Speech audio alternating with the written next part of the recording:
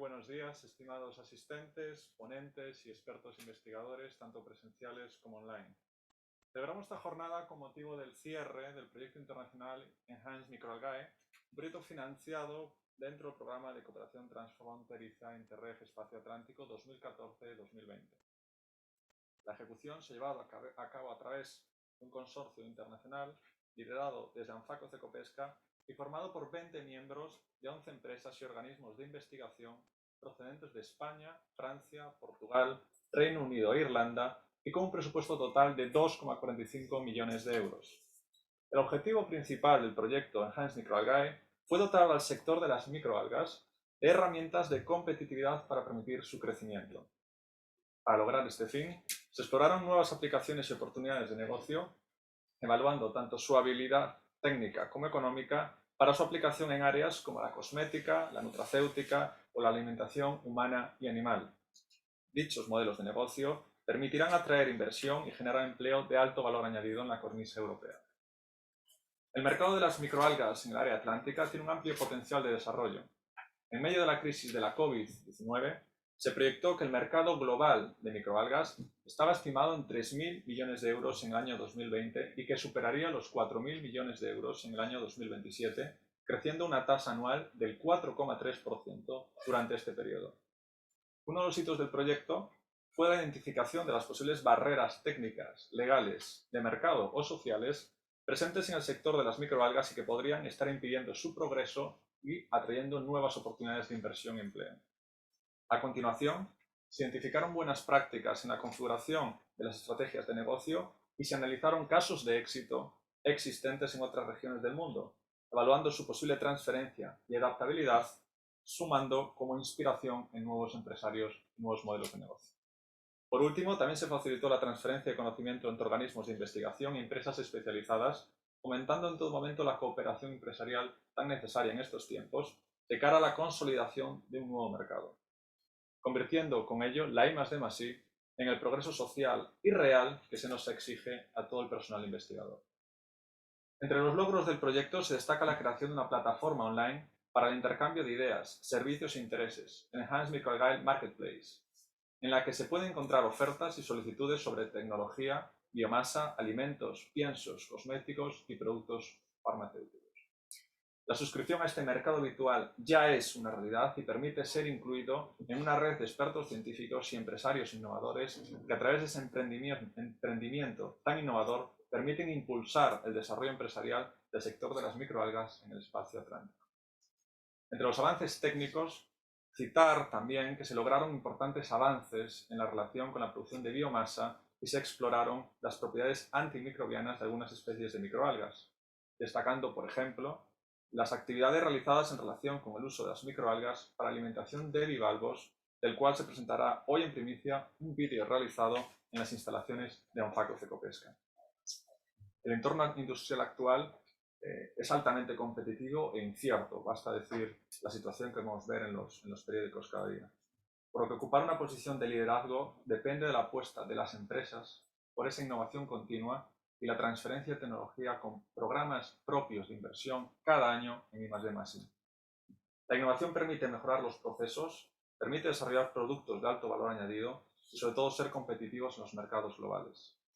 Desde ANFACO-CYTMA apoyamos y participamos cada año en una media de 20 proyectos internacionales que se consiguen gracias a los excelentes recursos técnicos, tanto técnicos y humanos, más importante en este caso, con los que contamos y la confianza que año tras año las empresas depositan en nuestra experiencia, conocimiento y saber hacer.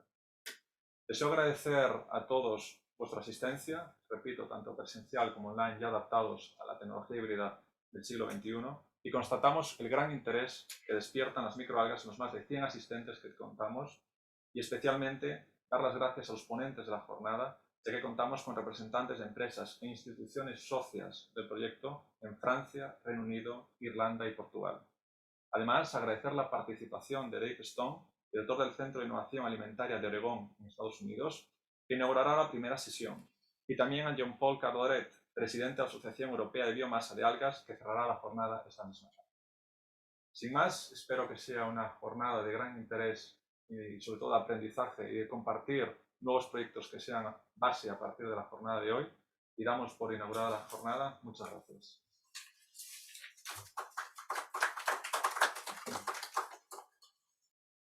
Gracias, Roberto. Pues ya vamos a empezar la jornada con la conferencia de Dave Stone. Recordar a todos los que os encontráis online que podéis seguir la conferencia tanto en inglés como en español, que disponemos de un servicio de traducción simultánea. También que podréis dejar vuestras preguntas dentro del apartado preguntas y respuestas de la plataforma. Y sin más, pues vamos a empezar con la presentación de Dave Stone. Os voy a hacer una pequeña introducción de Dave Stone. Dave Stone is a professor in food science and technology at Oregon State University. His expertise is in emerging food technologies, food safety, and risk analysis. Dr. Stone directs the Food Innovation Center, an agricultural experiment station in downtown Portland, with a mission to support food and beverage companies across the Pacific, Northwest, and beyond. Dr. Stone is engaged with diverse clients across the globe to develop advanced sustainable agriculture and safe food. He has served on several regional and national expert panels to address topics on food safety, community development, and toxicology.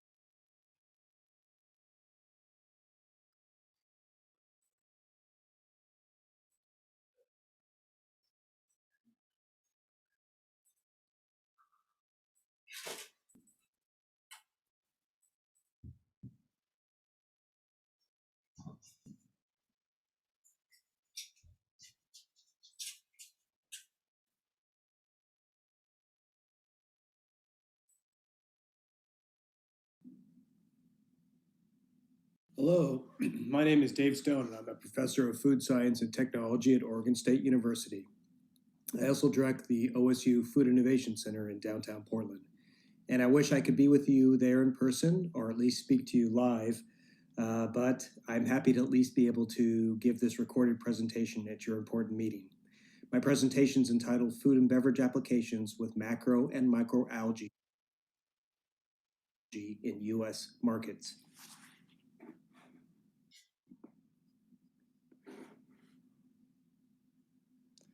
The Food Innovation Center was opened in 1999. It's an agricultural experiment station as part of OSU's College of Agricultural Sciences. We're also a joint venture between OSU and our State Department of Agriculture. We're very client-oriented to all sectors of the food and beverage industry. We work with small entrepreneurs, and we also work with large companies across the United States and more across the world. We support thousands of entrepreneurs in all things related to food science, which I'll describe in a second.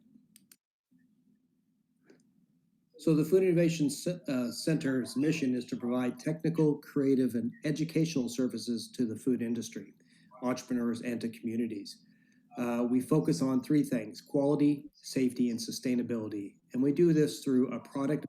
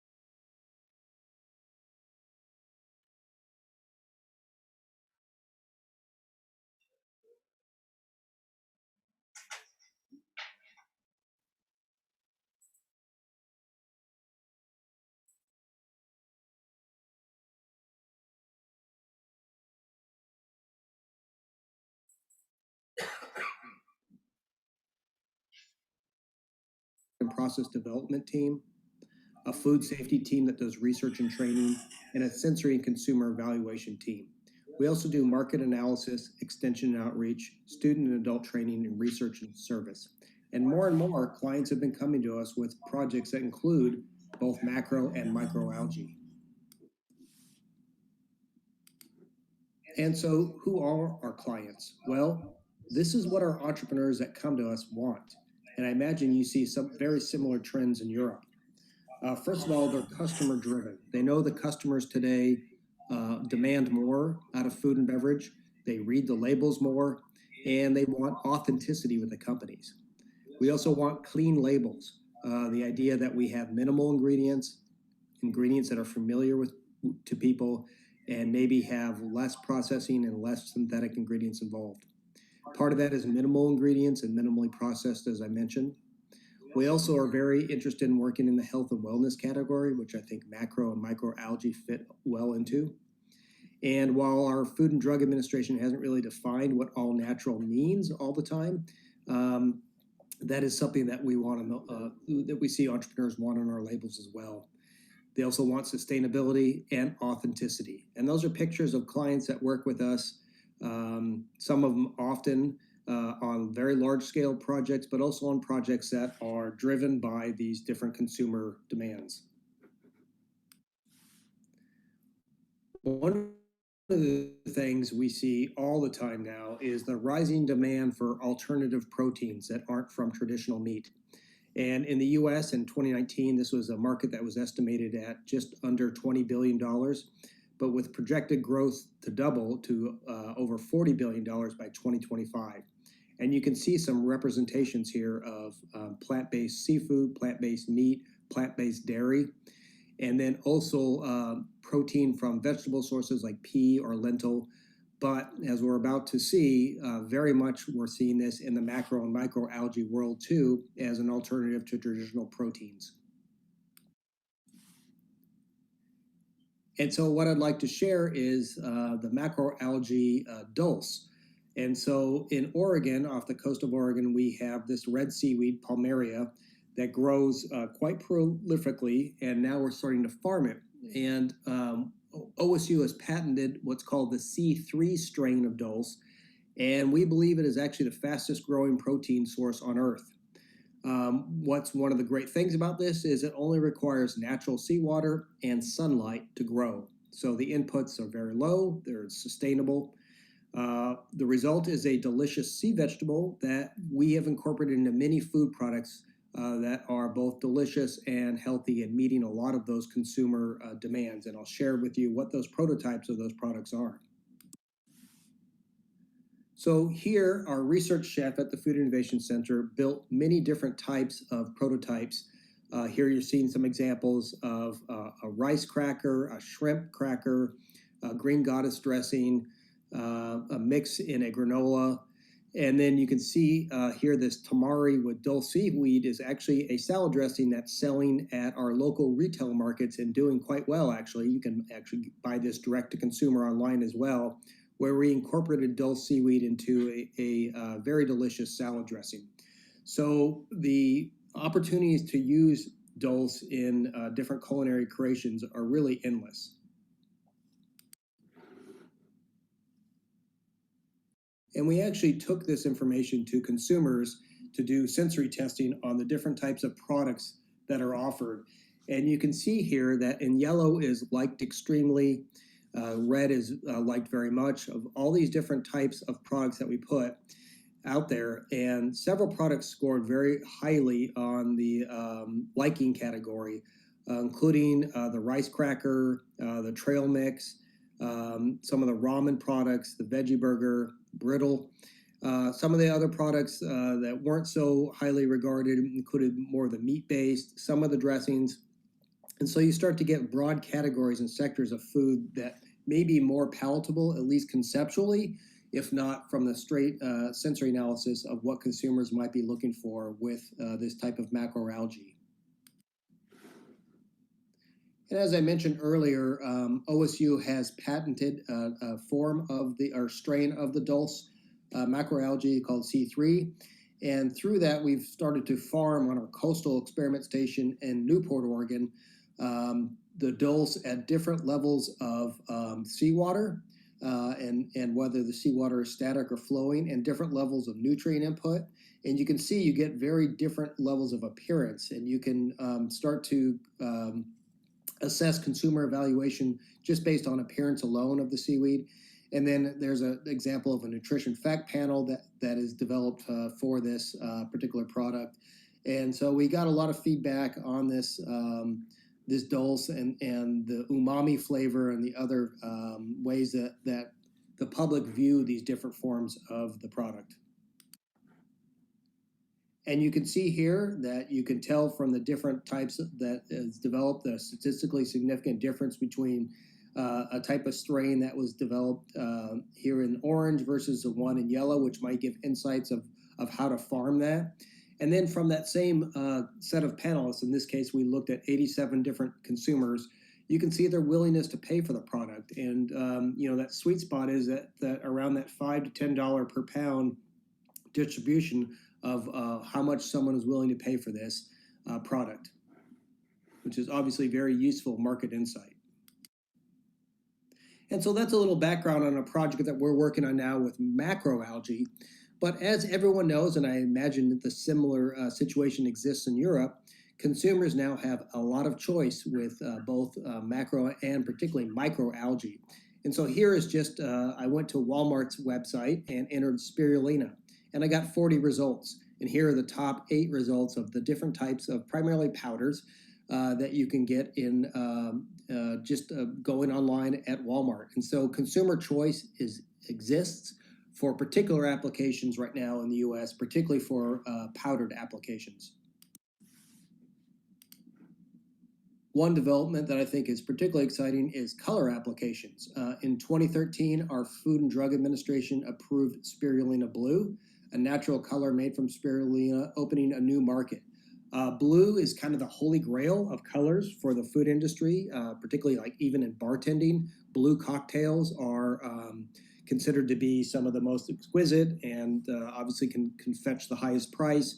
Also in confectionery and in snacks, and here's an example of that in ice cream. You can also buy aqua blue spirulina powders to color your food. So you're going to see a lot of different potential for color applications, you know, other colors as well from algae that can be part of that natural, all natural label. Right now we've got a company in Chicago called Back of the Yards Algal Sciences that's scaling the process on how to extract this onto a much more industrial scale.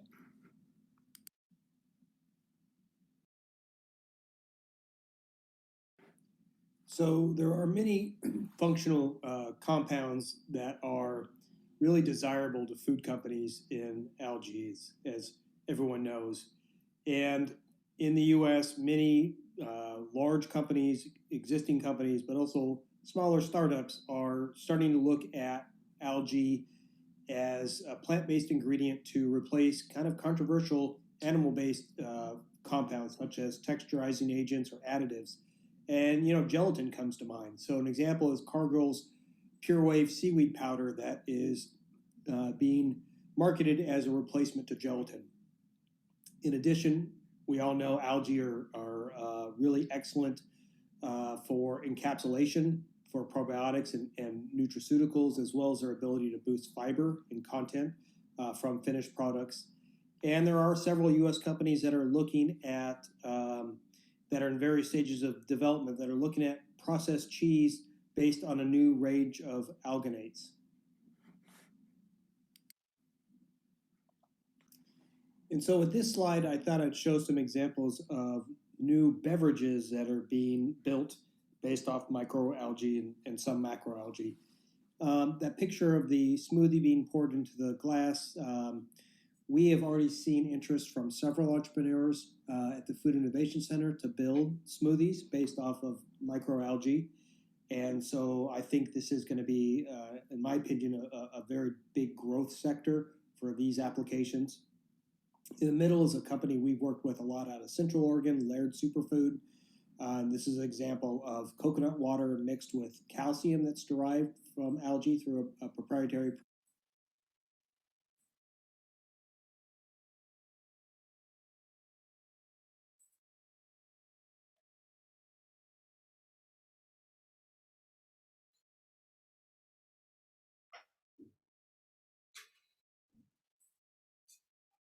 process.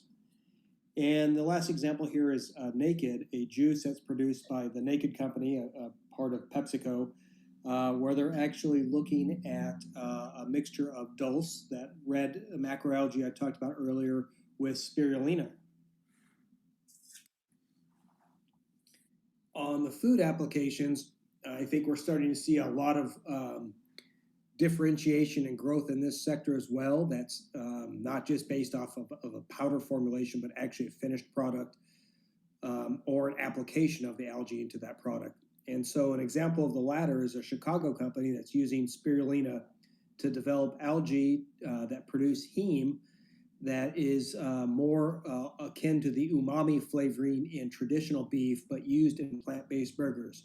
And so in this example, it'd be like an example of using a Beyond Meat product that's sprayed with this heme produced from spirulina, and to consumers tastes a lot more like real beef. In the middle here are energy clusters, so a granola type snack in the snack category that incorporates spirulina. And then also to the right there is a picture of pasta, algae-based pasta blend of that we're starting to see more of these blended products as well in all sorts of applications. It's kind of as I wrap up, something that I'm particularly excited about are use of micro and macro algae in animal feed. We're already starting to see pet food that incorporates this, but one thing that I thought was of real particular interest was recent research published by the University of California, Davis, that showed that supplementation of cattle feed with red seaweed can reduce methane production by over 80% in the beef that were fed this product.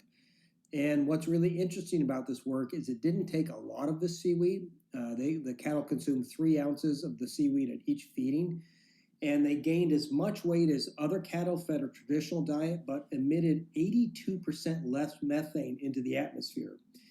And so this could be a tremendous boon to the environment and to mitigating climate change. But I think realistically, there's not enough red seaweed of this type in the wild to have a significant impact. So we would need to look at farming methods to be developed and scaled to make really kind of a global impact on reducing methane emissions from beef cattle. And along that line of thought, as far as farming, our U.S. National Oceanic and Atmospheric Administration, NOAA, does have a agency or a part of the agency that's devoted to seaweed aquaculture. They claim the seaweed farming is the fastest growing aquaculture in the U.S. right now, and all the benefits that are provided in this really sustainable, fast-growing protein. And so to have NOAA be a leader in this space for the U.S. Gives me a lot of hope that part of the future of aquaculture will include micro and macro algae. And so with that, I'll conclude. I want to thank you for your attention and just kind of a brief survey of some of the trends that are happening with micro and macro algae in the U.S. I think that the younger consumer in the U.S. is going to really be open to these type of food applications, very much care about the health and wellness benefits they provide, and most importantly, very much care about the environmental sustainability that we can achieve through including more macro and microalgae in food and beverage products. Again, Dave Stone, you see my email here. I would love to hear from you if you have follow-up questions or if you want to connect. If you're ever in Oregon, I would love to give you a tour of the OSU Food Innovation Center, and I hope you have a wonderful rest of your meeting. Thank you. Después de la ponencia del doctor Dave Stone, vamos a continuar con la jornada. Y bueno, para ello voy a invitar a mi compañero Mohamed a que suba, a que me acompañe. Y vamos a presentar el trabajo de ANFACO-CYTMA en el ámbito del proyecto Enhance Microalgae.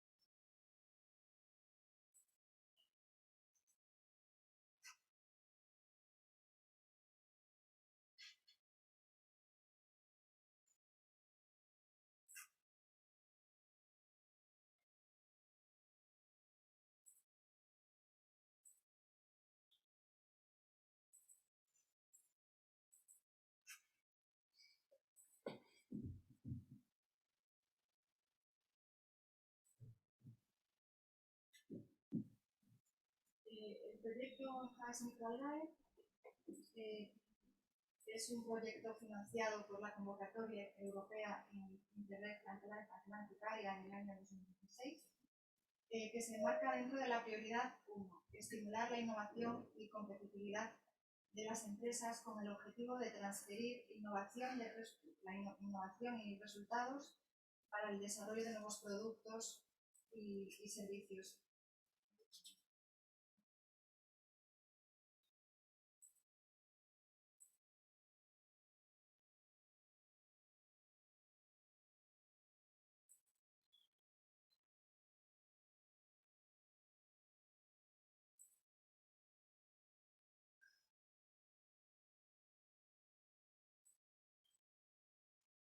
Como estaba comentando, el proyecto se financió en la convocatoria del año 2016 de Interreg Atlanticaria.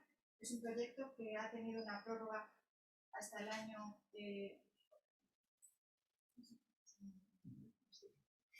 La tienes que tocar. Ha tenido prórroga, teníamos previsto finalizarlo en el año 2020 y ha tenido una prórroga de un año para su finalización. El objetivo principal del proyecto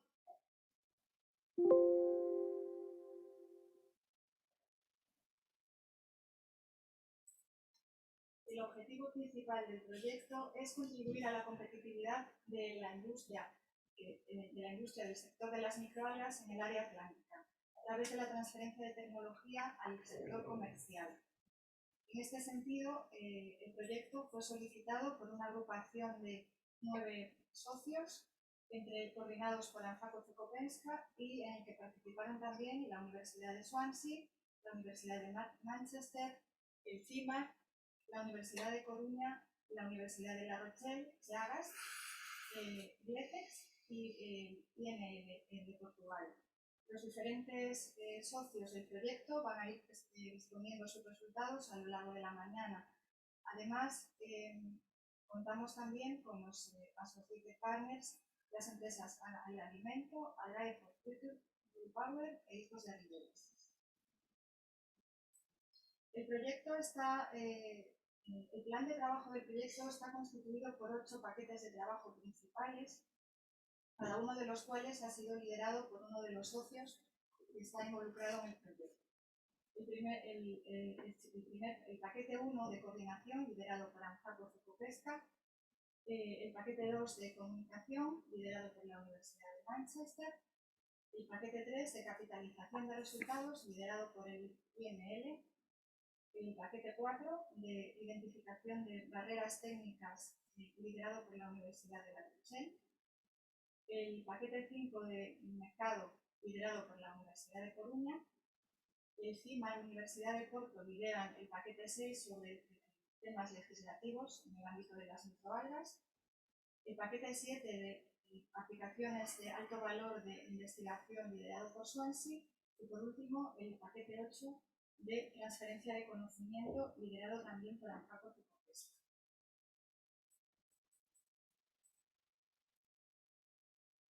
A continuación, algunos de los resultados principales y de las actividades realizadas por todos los socios del proyecto. Dentro del paquete de trabajo de coordinación se llevó a cabo desde ANFACO la coordinación del proyecto. Ahí veis algunas imágenes de la reunión de lanzamiento del proyecto. Dentro del paquete 2 se desarrolló un trabajo de diseminación entre el que se incluye el cómic de microalgas que veis y que ha sido una de las publicaciones con más impacto del proyecto para dar a conocer las microalgas de diferentes ámbitos del público. Y en el paquete 3 se organizó una jornada de una convocatoria para spin-off y startups en el ámbito de las microalgas.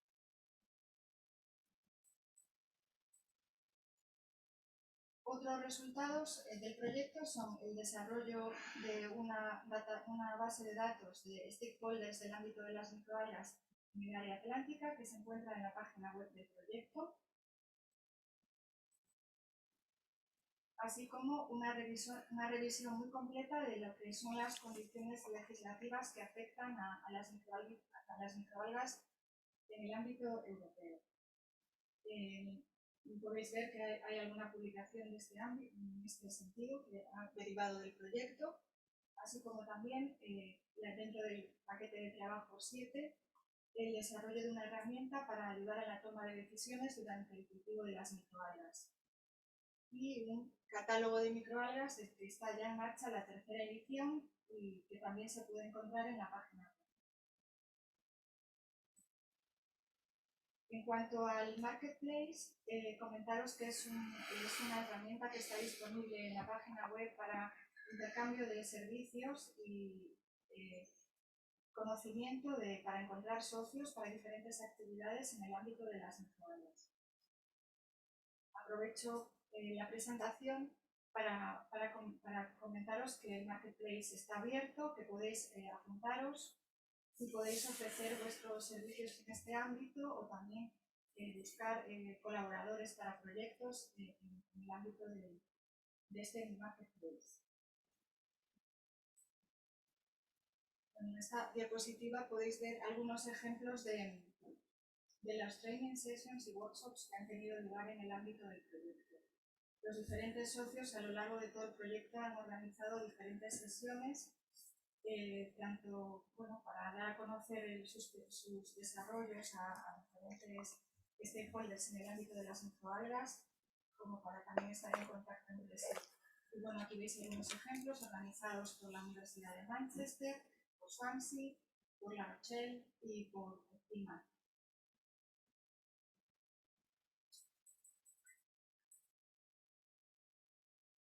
Además, el proyecto se ha difundido en diferentes conferencias y congresos a nivel internacional.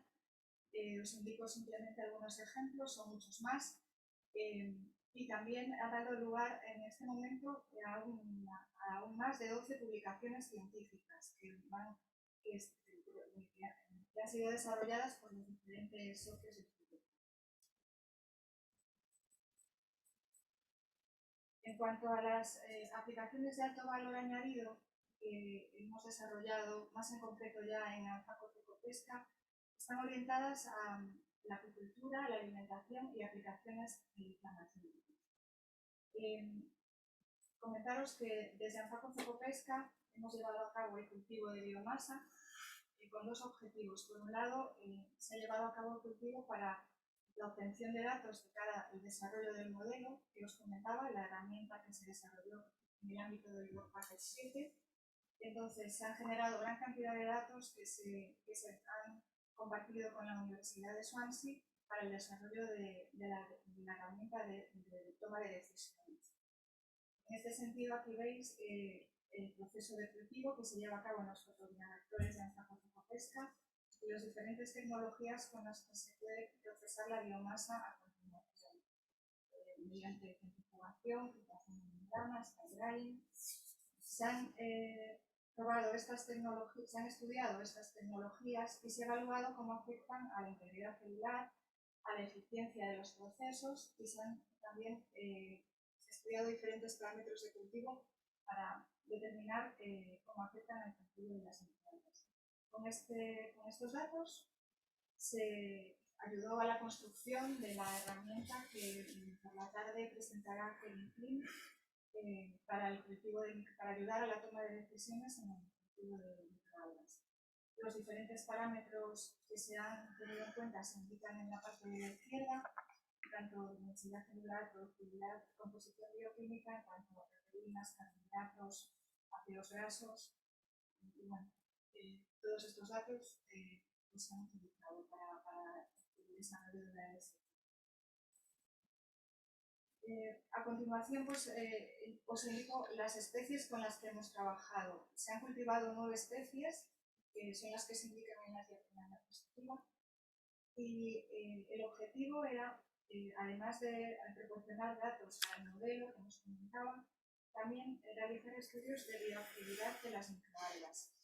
En este sentido, uno de los estudios que hemos llevado a cabo es el estudio de las propiedades antimicrobianas de extractos acuosos y etanólicos de microalgas, y en este caso pues aplicado a dos patógenos que son problemáticos en el ámbito de la cultura de peces, que son Aeromonas salmonicida y Vibrio anguilarum. En este sentido, pues se llevó a cabo un estudio de crecimiento de las bacterias en presencia de extractos acuosos y etanólicos de las microalgas que os mencioné en la diapositiva anterior, y se observó que sí había en alguno de los casos, especialmente los resultados más prometedores se encontraron en la inhibición del crecimiento de Aeromonas salmonicida, ya que tanto los extractos acuosos como los etanólicos inhibieron de manera significativa el crecimiento bacteriano. Excepto, como veis en la tabla, Rhodomonas lens, la única que no inhibió su crecimiento. En el caso de Vibrio anguilarum, aunque los resultados no se muestran, los extractos que dieron resultados positivos, en el sentido de que inhibieron el crecimiento, fueron los etanólicos. Estos resultados que os presentamos de la actividad antimicrobiana son muy prometedores de cara a su aplicación en el futuro, buscando una agricultura más sostenible en la que se disminuya el empleo de antibióticos. Además de estos estudios, también se llevaron a cabo estudios de utilización de microalgas para alimentación de larvas de bivalvos, en este caso de larvas de mejillón. Aquí veis pues, las 5 dietas que se estudiaron. A continuación en el vídeo lo veréis más en detalle, y también Mohamed nos puede explicar más en detalle el experimento en sí. Y bueno, se trabajó con 4 especies de microalgas, se trataron con diferentes procesos y se combinaron para evaluar luego cómo afectaban al crecimiento de las larvas.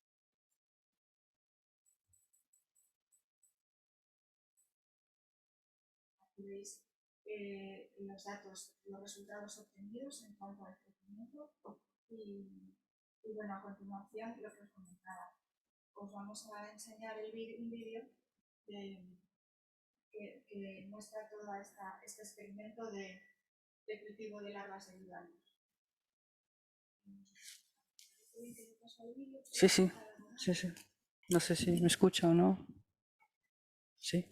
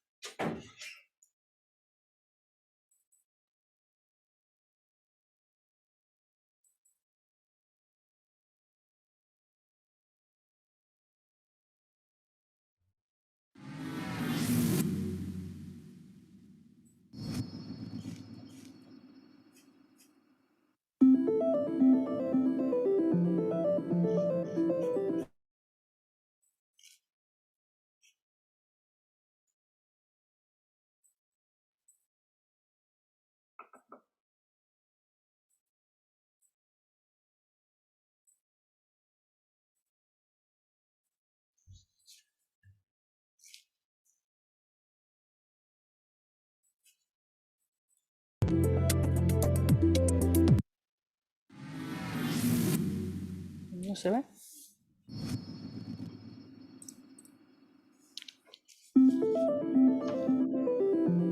Pues...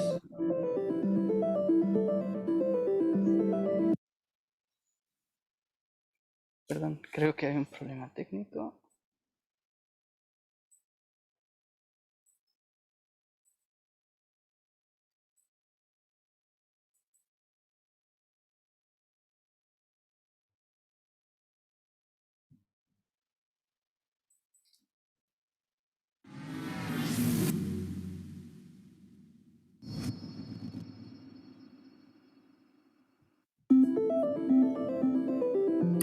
Hay que ponerlo.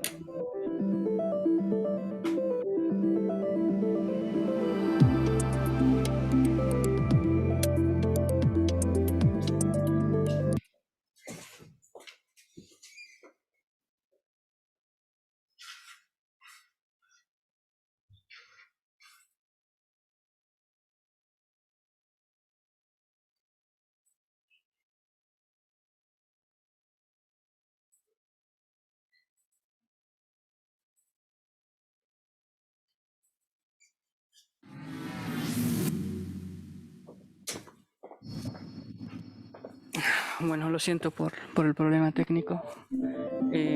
Voy a solamente decirles que este trabajo se hizo, o este vídeo se hizo por compensar el problema de hacer un training en ANFACO-CYTMA. Así que la idea es hacer un pequeño vídeo mostrando todas las etapas del trabajo que nos ha llevado a preparar diferentes tipos de algas, diferentes especies, pero también diferentes tipos de procesado para el cultivo de larvas de mejillón, en este caso, dando una aplicación directa a las microalgas. Bueno, si quieres puedes ponerlo.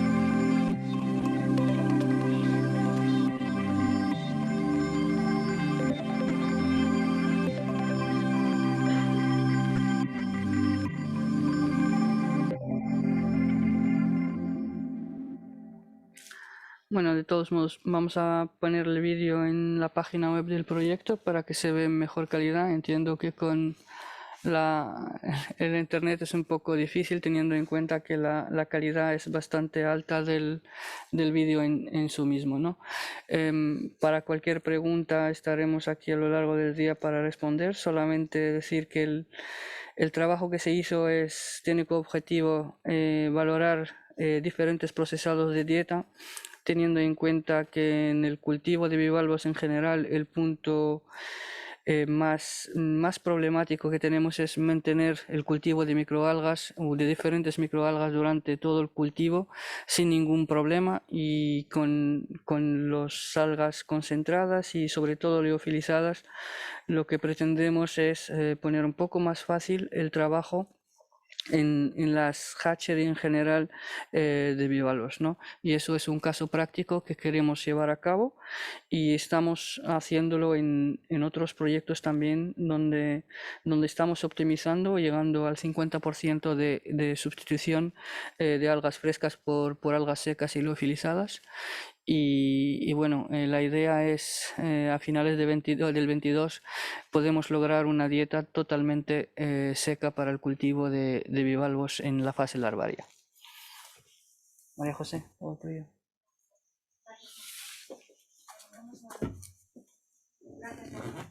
Vamos a pasar a nuestro siguiente ponente, que sería el representante de las universidades de Swansea, Claudio.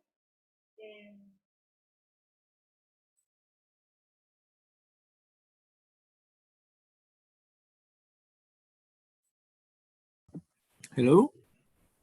Hola Claudio. Hi. Hi. Hola, ¿qué tal? Muy bien. Hi. Ya te estamos escuchando. Tienes que compartir pantalla y adelante este momento. Pero me tienen que habilitar, creo, para compartir pantalla.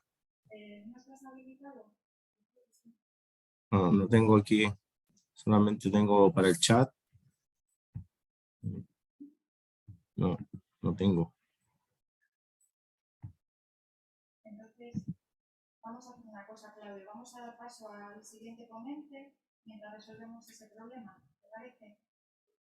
Bueno, sí, no hay problema. Envíenme por favor el link, no como asistente, sino como para presentar, por favor. Pero te lo envió Ana Isabel, sí, de todos los asistentes tenéis ya el link. Os lo enviaron el viernes pasado. Lo que pasa es que no era yo la remitente, igual por eso. Vale, lo chequearé, pero si es que es posible que me lo envíen de nuevo, pero igual chequearé mis correos. Vale, ¿esperamos? ¿Quieres esperamos un minuto o damos paso al siguiente? Si quieres.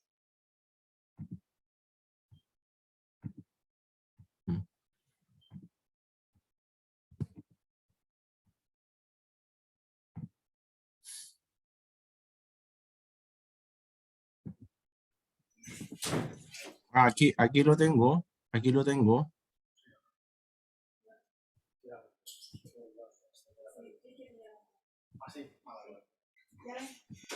lo tienes? ¿Claudio, me escuchas?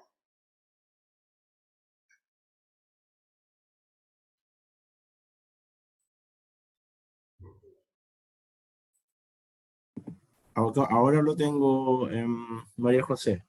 Perfecto. ¿Puedes compartir? Sí, ahora voy a empezar la presentación. Vale, un segundo que voy a compartir yo mi pantalla.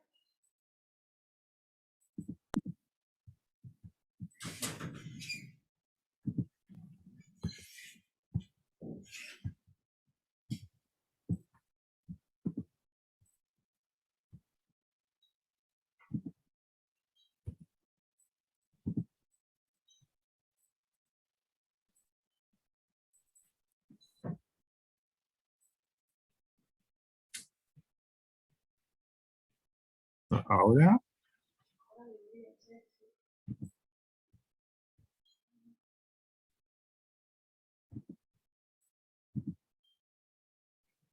Ahora, perfecto, Claudio. Ahora. ¿sí? Vale, perfecto. ¿Se ve? Se ve. Vale, perfecto, muchas gracias. La voy a hacer en inglés. Vale, perfecto. Hola, well, hi to everyone, to the people that it is in the room and all the attendants, online attendance, and many thanks for Maria Jose and for the Enhance Microalgae project team, for all our colleagues for these nearly 3 wonderful years that we have been doing a lot of work in this project, and I'm quite happy, to be honest, because it's been one of the most successful project in terms of disseminating and sharing knowledge for all stakeholders, not only for science, not only for researchers, but the most important thing for youngster generation and for companies that can use these different tools in order to increase and to enhance their production and to prove new technology. So this is pretty good. So currently, well, I'm working in the Kingdom of Saudi Arabia. I'm a project director of King Abdullah University of Science and Technology. We are applying here same concept that we have developed in Europe, but in this case in the Arabic desert weather. I was a former research officer at Swansea University, and that is why, and I was PI of the Work Package 7 after Kevin Flynn left the university. Okay, so today the presentation is basically to show you what we have done. We were Work Package 7 leader, and basically, as you can see, our Swansea University team was really small, I would say. Just 2 of us, Professor Kevin Flynn, who is currently in Plymouth Marine Laboratory, myself, and the finance support team, Dara and Xian. What we have done, so basically, we have made technical knowledge support for all work package in Enhance Microalgae project. Kevin Flynn especially launched a free-to-use DSP model available at EMA website. Also, in my case, as part of the project, we have delivered several kilograms of different microalgae biomass for project partner in order to make so many different experiments with that microalgae that you will see later on. In this project, and also in a similar project that we have been running in Swansea University, it's called Algae AD project. We test new 2-step approaches for microalgae cultivation. In Enhance project, we also test a new microalgae strain. We deliver a successful workshop for European stakeholders. People came from all over Europe before pandemic, of course, and basically it was a really a good workshop with hands-on. They were able not just listen and hear presentation, but also go in deep in terms of microalgae cultivation at greenhouse Swansea facilities, also downstream process. So it was a really productive workshop. And we also helped for publication of several scientific articles, and we also helped in the microalgae comment in the chapter number 1. So these are a picture of what we have done during those nearly 3 years. So we have tested, for instance, this new quite interesting species. It's called nostoc. It's a cyanobacteria. Was kindly provided by CIMAR from Portugal. We acclimatized that one to Welsh weather at Swansea, and it was really successful because, as you can see in your top left of the screen, there is a growth curve in terms of images from day 0 to day 21. We reach really high density, over 2 grams per liter in terms of autotrophic growth. But also then we apply the mixotrophic approach, where we add glucose, and we reach over 3.5 grams per liter, which was quite successful. We also tested, let's say, delicate species like Isoprisis galvana, and we successfully reached nearly 1 gram per liter in that case. And as you can see in your right, we have a really dense culture of Porphyridium purpureum, and we have applied the same approach as the other, always autotrophic condition at the very beginning, and then we apply mixotrophic condition in order to increase and enhance the biomass production. It was really successful in all the strain that we tested. And then, as you can see, bottom left, we have performed the standard downstream process in order to get the biomass, and then we provide that biomass for several different experiments that you will see here. So this, I call you the multidisciplinary result. For instance, in this picture in your bottom left, you will see that this is an antimicrobial activity experiment by using nostoc and isoprasid biomass extracts against Vibrio and Listeria. This was performed by ANFACO-CYTMA, and you can clearly see that we have a really good results. There are some antimicrobial activity, and as Maria Jose had explained before, these are quite interesting results. Also, as you can see here, people from La Rochelle specifically, they tested different anti-proliferative activity experiment in epithelial melanoma cells. It was performed by the team of Laurent Picot, and basically they obtained a really good result as well. But also here at Transit University, we have performed in the College of Medicine, the Faculty of Medicine, with Dr. Deya Gonzalez and Dr. Jezabel Garcia, this 3D spheroidal model where we apply extract of healthy porphyridium and stress porphyridium. As you can see, we have obtained really good results as well, especially in the stress porphyridium. This result will be published soon, and as you can see, we have progressing in this multidisciplinary result. The idea was always in WP7 to provide the biomass for the different project partners. These are some examples, but also people, for instance, from Glesex, people from Tigas, researcher for Universidad de Coruña, from different companies and university of the consortia. They use the biomass and they test it, and according to the result, most of the biomass were found interesting result, and there are some publication that will hopefully soon available for everyone. Well, this is an example of basically what I would like to show here is this is the standard way of cell, let's say, what is microalgae. So basically you can, as you can see, you can either from seaweed or microalgae, you can get several different products. This is the standard, I would say, a slide that everyone show.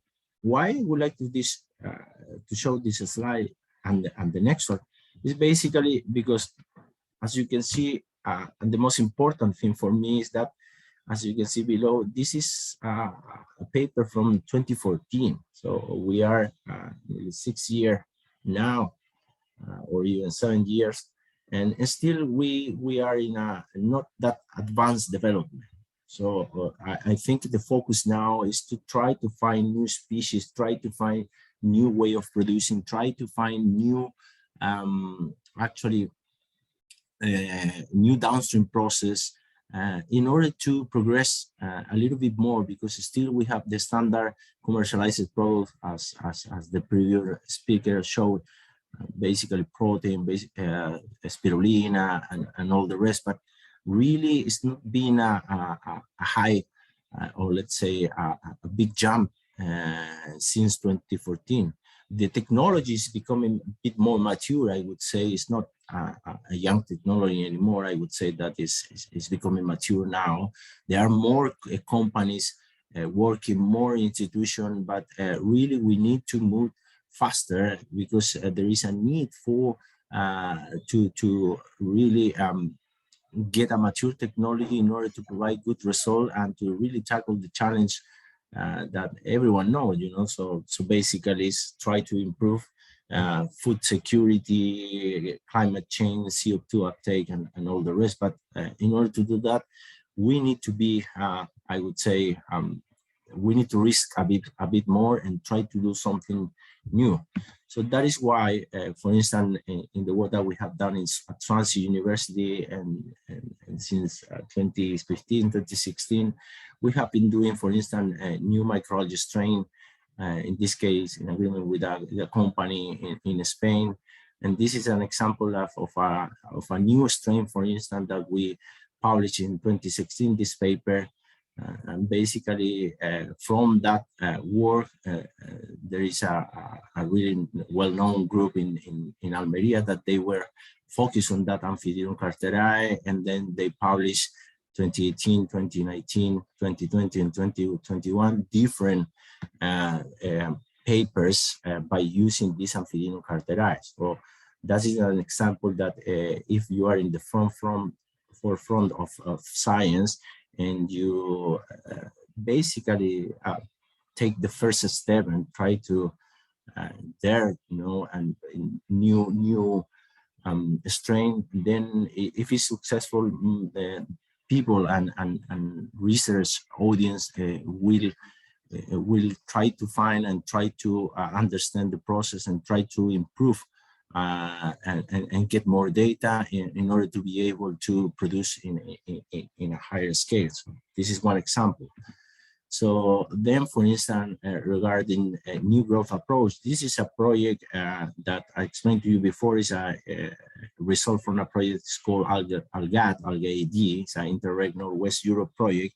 And basically, in this paper that we published at the beginning of this year, we have demonstrated that it's feasible to grow the microalgae in a two-step approach. So basically, by using pure filter digester, we were able, in the phototrophic growth, phototrophic state of in this first phase, to uptake all the ammonia and phosphate from the digester. It was a diluted digester, but anyway, we were able to uptake most of the ammonia and phosphate. Then what we have applied a membrane concentration step where we concentrate the algae in order to go for a second step, which is the mixotrophic growth approach. In this case, as you will see in the graph later on, we boost the biomass concentration in just 48 hours, and we get a really, I would say, good quality biomass that later on was hydrolyzed and including feed for pig and fish. These are the results, as you can see here on your top right. There are some example of this semi-continuous growth of more than 250 days with two different strains. We have applied for chlorella and cenedesmus. It was really successful. In graph B, you can see that when we concentrate this biomass, especially in chlorella and also, of course, in cenedesmus, in only 48 hours, we were able to increase from, in the case of chlorella, 2 to 6 grams per liter, and in the case of cenedesmus in the graph D, from 7 to 12 grams per liter by using organic carbons, or such as glucose or dextrose. We even tested chewing gum powder as a waste, and it was really successful as well. As you can see, we were able at the bottom right in graph A, we were able to increase the protein concentration in the algae that it's grown on 2.5% digested. So this is a new approach, and basically the idea is to apply this new approach. Actually, we're going to apply here in the Kingdom of Saudi Arabia in the DAXA project. We're going to apply this same approach in order to do an environmental service in the first phase, or the autotrophic phase, and then we're going to boost and get biomass in order to incorporate, in this case, in pellet for fish. Also, we have applied new downstream process. As you can see here, this is an induction device that we created with Dr. Bob Lovett a few years ago. And basically the idea was to increase the pigment concentration. We have some problems, as you can see at the top of this picture, but that's science. So you need at the very end to make the experiment and try to sort out all the issues. Good thing is that at the very end, what we have found is that it's feasible to induce the pigment production by using this induction device during the downstream process rather than during the culture process. So we were able to concentrate the algae by using microfiltration machine and then apply this stressor, in this case light, and obtain higher pigment content. In this case, phycobilioproteins such as phycoerythrin, porphyridium purpureum, or as you can see here, we published a paper with colleagues from Mexico, and where they apply exactly the same approach, but in this case for spirulina, and we get higher concentration of phycocyanin. So this is another example of what we have to do. We have to move and we have to do cutting edge science in order to try to progress in this technology. So basically, what is my advice and challenge to tackle in future? For me, it is key, and especially in Europe and in the States, to increase the number of grass species quickly, because so far there's just a few species, no more than 5 or less than 10, I would say, that are able to produce, and basically they are legally that you can produce, but there are so many, more than 200,000 different microalgae species that they're waiting for this approval and in order to move forward this technology and this field. Also, what we need is a clear legal framework. Why? Because what we found, for instance, in Algae ID project is that technically it's feasible to use digestate in order to grow microalgae, but legally today, as far as I know, it's not legal to use a waste in order to produce biomass that then will be incorporated into feed for animals. We have demonstrated in that project that is quite safe, no pathogen at all. It's a really good protein profile. So at the very end, the technical challenge is already sorted. What happened now is that the politician and basically policymaker, they have to move quickly and try to understand and to clearly make a legal framework for this technology. Also, same as the integration of industrial side stream and to apply the biorefinery approach, but really do it. So basically use a source of CO2, organic carbon, wastewater, side stream, and then grow the algae and apply the biorefinery concept, but in a higher scale.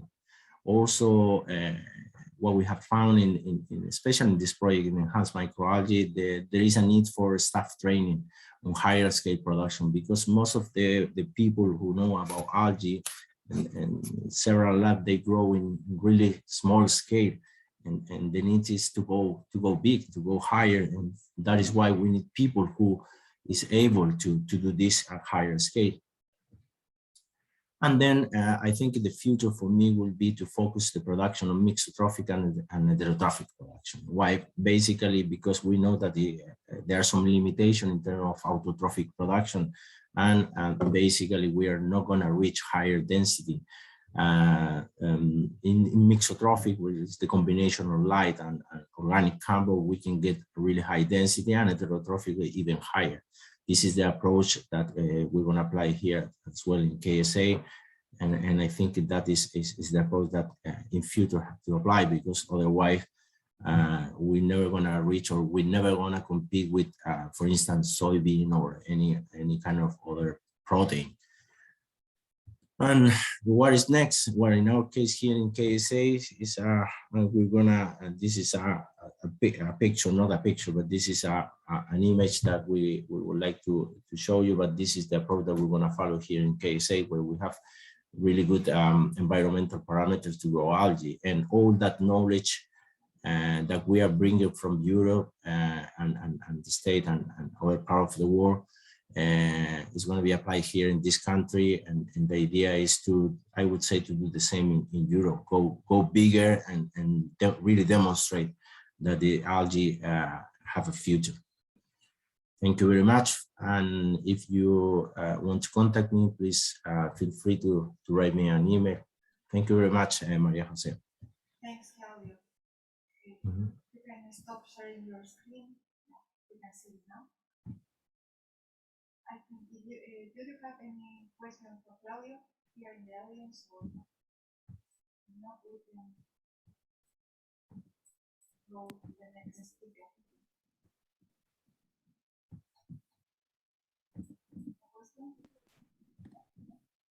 So thank you very much, Claudio. We are going to the next speaker, Costas. All right, thank you. Bye-bye. Hi, good morning, Maria. Good morning, everyone. Thank you very much. I'll share my screen, yeah? Yeah. Do that. It says you cannot start screen sharing while the other participant is sharing, so give me a second. Okay, maybe not, maybe now. Yeah, okay, I can do it. Right. Okay, so let me also do this. So thank you very much for the invitation today. It's been a good, well, more than 3 years.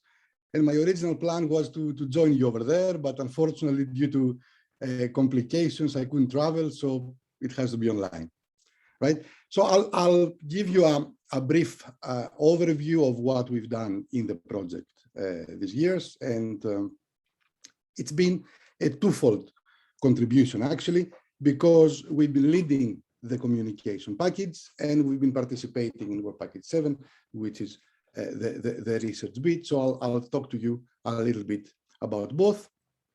And our communication contributions are mainly on the website, the newsletter, the webinar we organized last year.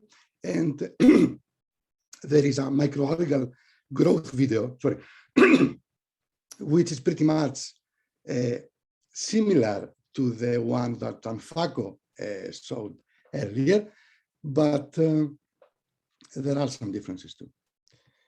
Okay, so starting with the website and a bit of metrics, we have 72 posts throughout the lifetime of the project. There's a lot of views, about 35,000 views since the creation of the site.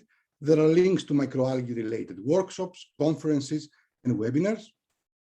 Publications page is regularly updated with the contributions of the project partners. And we have a news page, which is regularly again updated with project updates.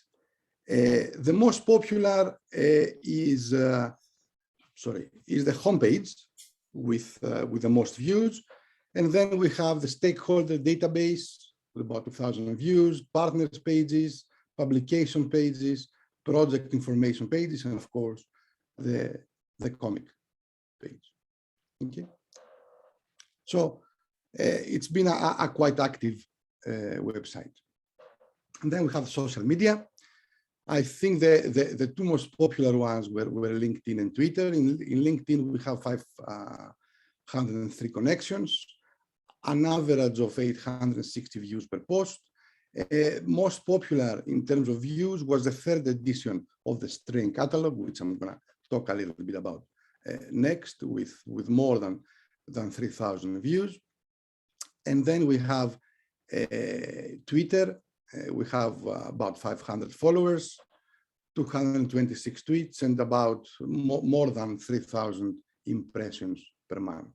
And you see over time, there's a steady growth in terms of connections and followers. And then also we have Facebook and Instagram, of course. Another communication activity is the EMA newsletter. We've had 18 issues in total throughout the project, and we have 137 active subscribers. There's a lot of news posted there. And you see also that the number of subscribers is constantly growing over time and reaching a kind of steady state toward the end of the project, which is good. Okay. In addition, we organized a webinar, and of course, originally, this would be a live session where people would come to Manchester and we would host everyone, and we'd be very happy to do so. Unfortunately, due to the pandemic, we had to do it online, but and that was July 2020. That was a very good day, I think. There were 135 registered people, and all the time there were 60 to 70 attendees at the webinar. You see here some snapshots of my introduction, Claudio's presentation, Maria's also, and Julia's presentation about the comic. The webinar is available in YouTube. What is interesting is, so the webinar brought people together, but also brought visibility to the project. Here you see peaks in the number of visits to the website, and you see the most prominent peak was the day of the webinar, right? Where we had 139 individual visits to the site on the day. So people, in addition to attending the webinar, visited the site. And we had 378 different pages visited for an average of 5 minutes each. So people really stayed and read the material, which is very important for the visibility of the project.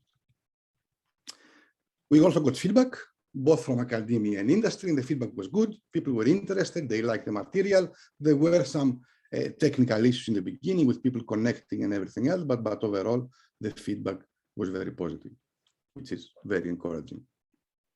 Okay, finally, and that we haven't seen yet, we have also a video which will go onto the website soon. Here you see Gonzalo and Elizabeth, who were integral parts of the project. They both have left now, go to their new jobs.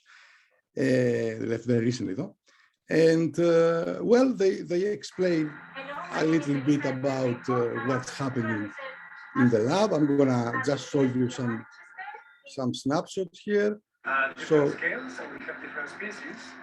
We have different equipments that we can use to grow the microalgae. So here we have a phytotron cabinet where we can control the light intensity. And then Gonzalo goes on to show the photobioreactor and the growth of chlorella in this case in the bioreactor. And then Elizabeth starts explaining the process of inoculation at lab scale.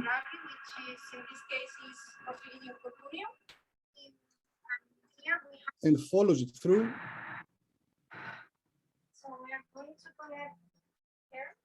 To the larger scale, to the bottle, which will then be used to inoculate the open ponds. 5-7 days before to pack. And here we are in the greenhouse part, the fierce part in the South Campus in Manchester.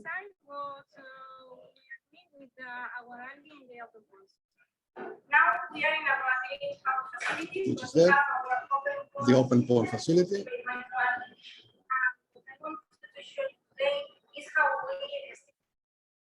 And then again, Elizabeth proceeds to inoculate the open ponds with the porphyridium inoculum. So this is about a 15-minute video. It contains a lot of takes and a lot of experiments. And like I said, it will be on the website soon. Okay, so a little bit about the research bit. We did experiments at the lab scale, the bench scale, and the photobioreactor, and clearly in the pilot scale using the open ponds. In addition, we produced 3 editions of the microalgae strain catalog, and we had a good number of outputs leading to invitations for keynote presentations at international conferences and seminars, and high impact journal publications. I'll talk to you about those in a bit more detail and explain what we did. So, as I said, we grew, and we keep growing actually, a number of strains from the lab in flasks to our, well, actually it's 12-liter photobioreactor, but we use 10-liter growth volume, to our 3 open ponds here in the greenhouse facility that we have, and each pond is 500 liters, so we have a total capacity of 1.5 meters cubed. Go next. Yep. So we have right now complete experiments with Chlorella sorokiniana and Porphyridium purpureum, but we are also doing other strains too, like Nanochloropsis. We are doing at the moment autotrophic conditions, but we've done a lot of work with mixotrophic too, which of course, as Claudio said earlier, works much better. But we're setting the base case, and we're playing with light intensity and nitrogen content of the feed, right? And also we are investigating the effect of bubbling air through the medium, okay, in all 3 scales, okay. So we have a number of results with low light and high nitrogen, low light and low nitrogen, high light, low nitrogen, all the combinations of light intensity and nitrogen content, and you see that there's quite some variation. And we do that in the photobioreactor too, where we're able, even for autotrophic conditions, to get 2 grams per liter dry weight, which is quite good actually, without using any additional carbon sources. And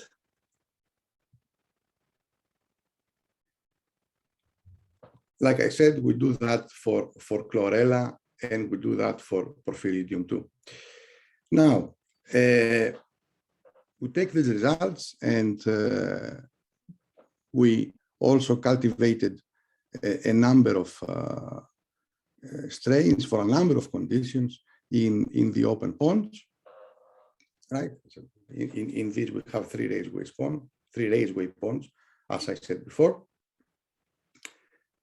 The capacity is 500 liters of each pond. We use a 300-liter cultivation volume. Again, it's an autotrophic cultivation, so the cultivation period is long. It's 30 to 32 days. We use duplicate experiments, of course.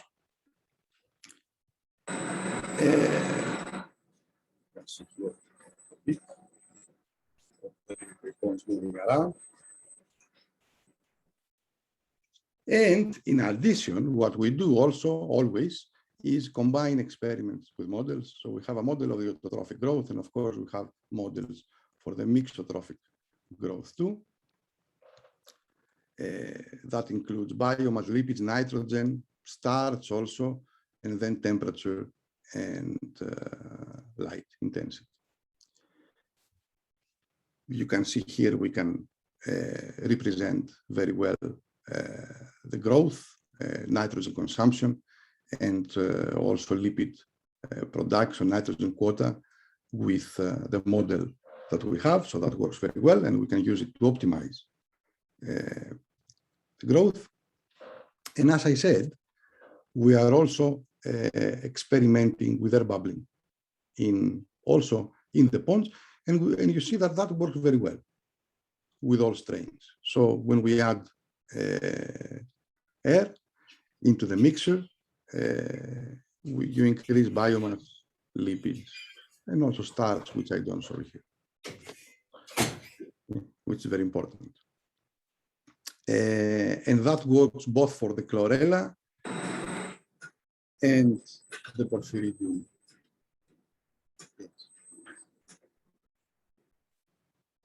And here you see that adding here, actually the porphyridium works very well with bubbling air, but you see here the difference between using high nitrogen content and low nitrogen content in terms of growth. So we have, like I said, a large number of experiments, and we have quite a few outputs also, which are important. So one important output that is there in the website is the microalgae strain catalog. It's a strain selection guide for microalgae users. It contains a lot of information on cultivation and composition characteristics for different microalgae and cyanobacterial species. And it's published through the EMA official channels. There are 3 editions of it. The first edition was published in September 2019 and contained 17 species and 12 medium recipes. The last edition, the 3rd edition, is a much more enhanced one. It contains 37 species with 14 medium recipes, and in addition, it contains algae-specific stakeholder information. So this is very important. It has a lot of hits. It has some citations too, and it's attracted a lot of interest from different stakeholders. So in addition, the work has attracted invitations to keynote presentations and seminars.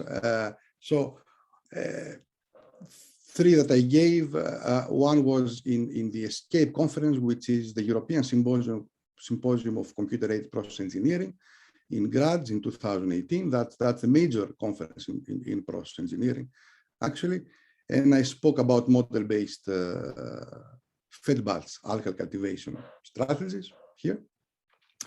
Another one was a keynote at the International Conference for Innovative Applied Energy, where I talked about integrating experimental and model-based approach for microalgal cultivation. And lastly, an invitation to the prestigious Sargent Center seminar series hosted by Imperial College, where I spoke about the microalgal biorefinery paradigm. Also, Gozan and Elizabeth gave a number of presentations at other international conferences. Okay, so outputs here. We published a review at the Journal of Biotechnology Advances, which is a high impact factor journal. Clearly, the project was acknowledged there. The review provides an overview of existing macroscopic models that describe microalgal growth processes. And importantly, it's also geared for models that describe multi-product production. Okay, so it's geared toward biorefinery solutions. Okay, so this is, again, starting to get a lot of traction. We recently submitted a techno-economic analysis for microalgae-based biorefinery network for biofuels and value-added products. We submitted that to Algal Research. This work presents a techno-economic analysis of a microalgal-based biorefinery for the production not only of fuels, but also co-products. Right? It gives a detailed description of the biorefinery, including feedstock pretreatment, biodiesel production separation, biobutanol production and separation. And it was conducted to determine production capacity as well as minimum selling price in order to break even. Right? So we did sensitivity analysis and quite a lot of studies, and what we ended up was a minimum selling price, which was 75% lower and 11.5% lower than the single product application, right? Which is the most prevalent right now in the industry. So grow microalgae to produce a single product, right? So a multi-product application works much better techno-economically. Another paper that we recently submitted to the Energy and Environmental Science Journal, which is also a very high impact factor one, is one of a highly productive mixotrophic fed-batch strategy for enhanced microalgal cultivation. Here, we introduced pulses of carbon substrate to significantly increase production of lipids and starch. And the significant, like I said, increase in terms of biomass is 98%, in terms of starch is 670% approximately, and in terms of lipid is 250% increase. In addition, we achieve this by producing a very accurate model of this fed-batch cultivation process and using it to optimize the process to achieve these results. Okay.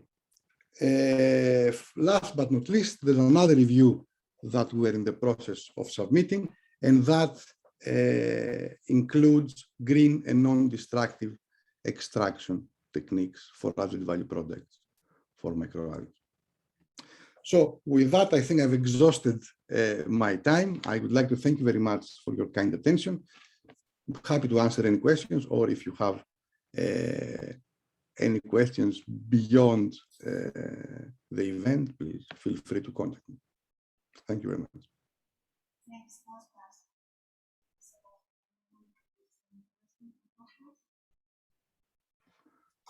Now we are on time, so we have half an hour for a coffee, and then we will come back at 12:10.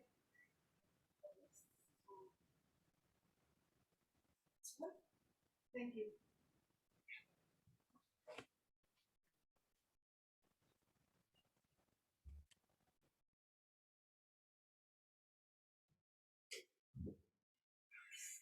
Thank you very much for waiting. We are back with the second session of this conference. And first of all, we are going to present Diogo Cruz, who is representing here the Portuguese team in CYTMA.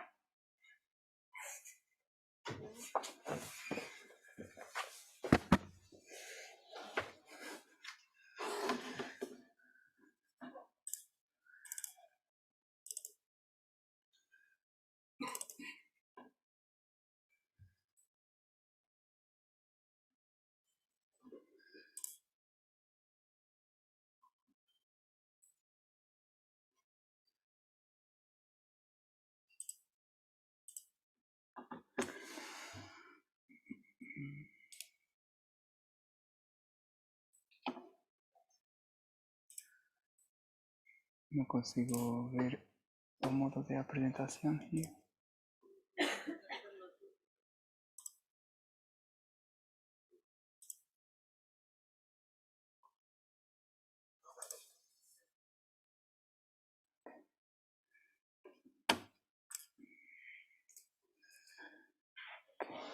Está.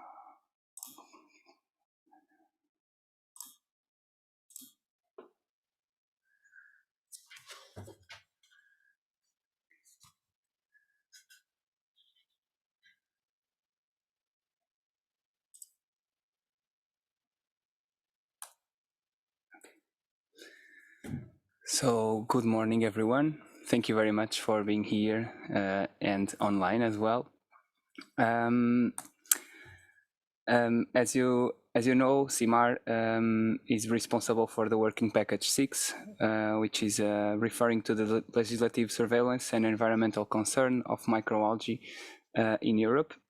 My name is Diogo Cruz. I'm a PhD student at FCUP-CIMAR, and the leader of our group is Vitor Vasconcelos, which cannot be here today, but I will be representing him the best I can. And I will share the results we obtained in this legislative surveillance, as well as the results that we obtained in the participation of the other working packages.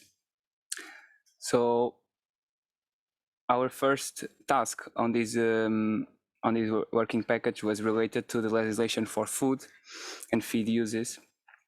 And we started by observing which legal framework was around the EU food And the basis of it's the regulation of general food law, which establishes the principles, the requirements, and the procedures to guarantee food safety. And at this point in 2002, they also created the European Food Safety Authority, also known as EFSA, and the Rapid Alert System for Food Safety Agency, also known as RASF. Within the microalgae sector, we realized that it is very important to know which microalgae products can be commercialized, and if they are not legal to be commercialized, how can we introduce them in the market? So we focused our research on the Novel Foods Regulation, which has the last update in 2015. And this regulation defines what is a novel food and which categories are they included. They also bring possibilities for the authorizations procedures, some very extend, some others simpler. And also they bring the catalog of the novel foods, which ones are authorized to be or are considered or not considered as novel foods. Out of the scope of this regulation, which is important to know, is the food enzymes, food additives, food flavorings, food GMO, and feed.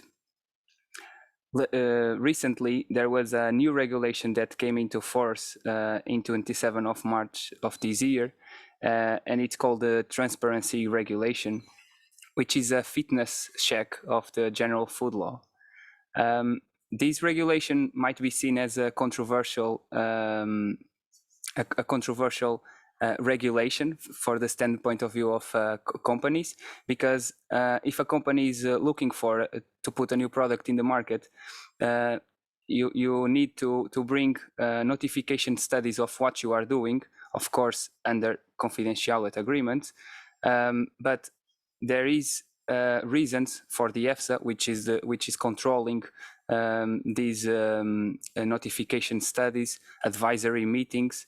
There will be as well public consultations for third parties to say or to observe which kind of facts were seen by the EFSA that were not seen by the other parties.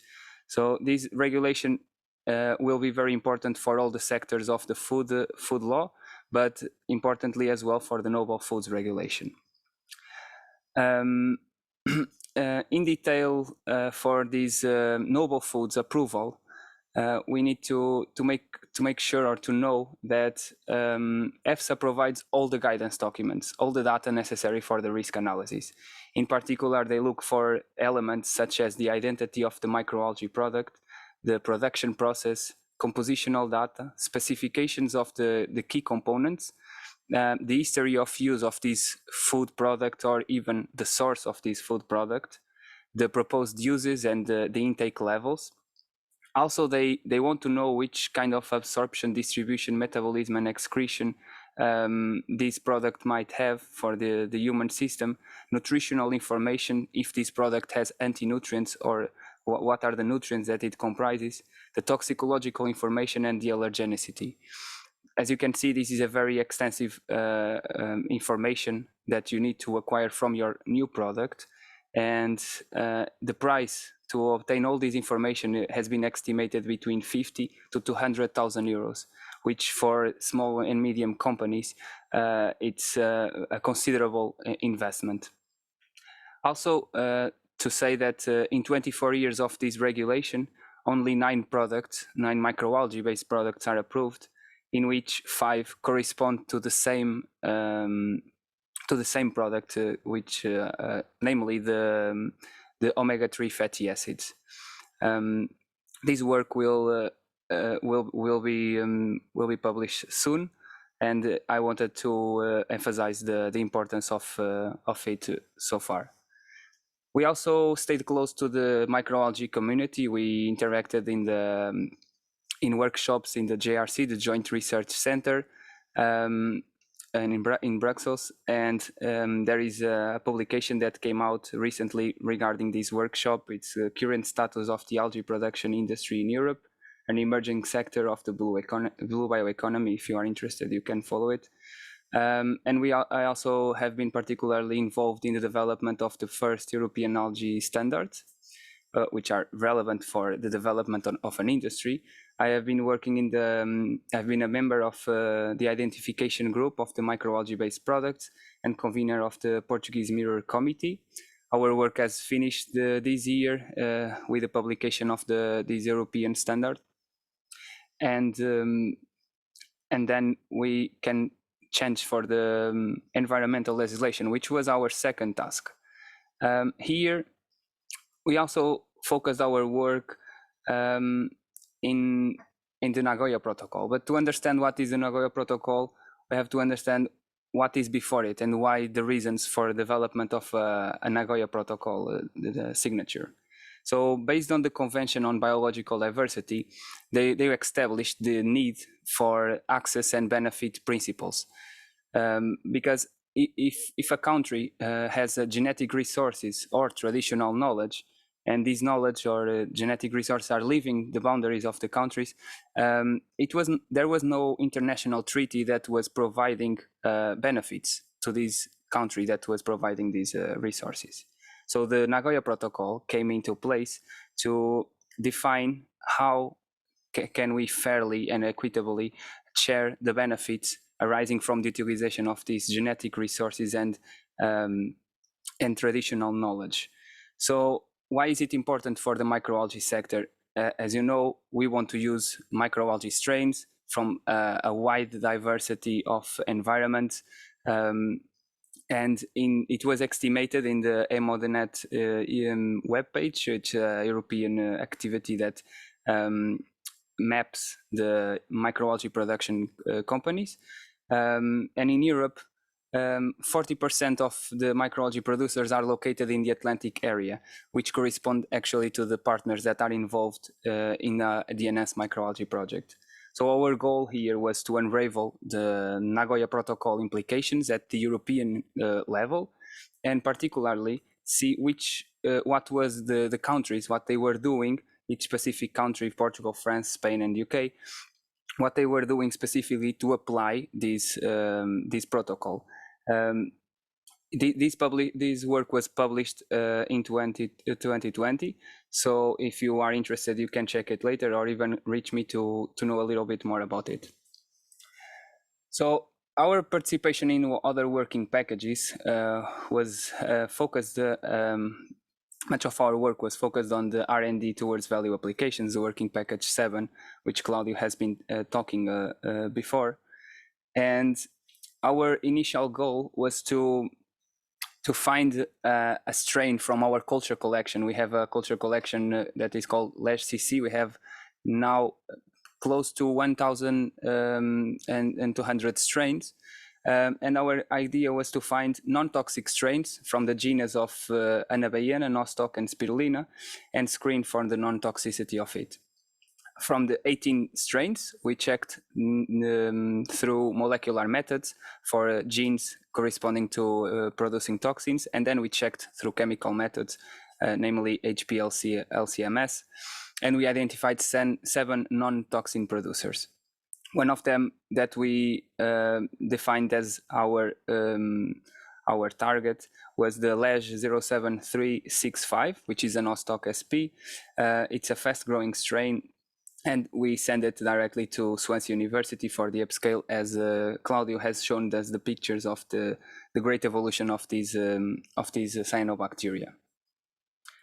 So we also worked on the extraction and fractionation of this biomass that was provided from the Swansea University, mostly using commercially relevant strains, as well as our Nostoc strain. We did a sequential organic extraction using organic solvents hexane, ethyl acetate, and methanol. We had fractions A, B, and C, and we obtained extracts solubilized in methanol.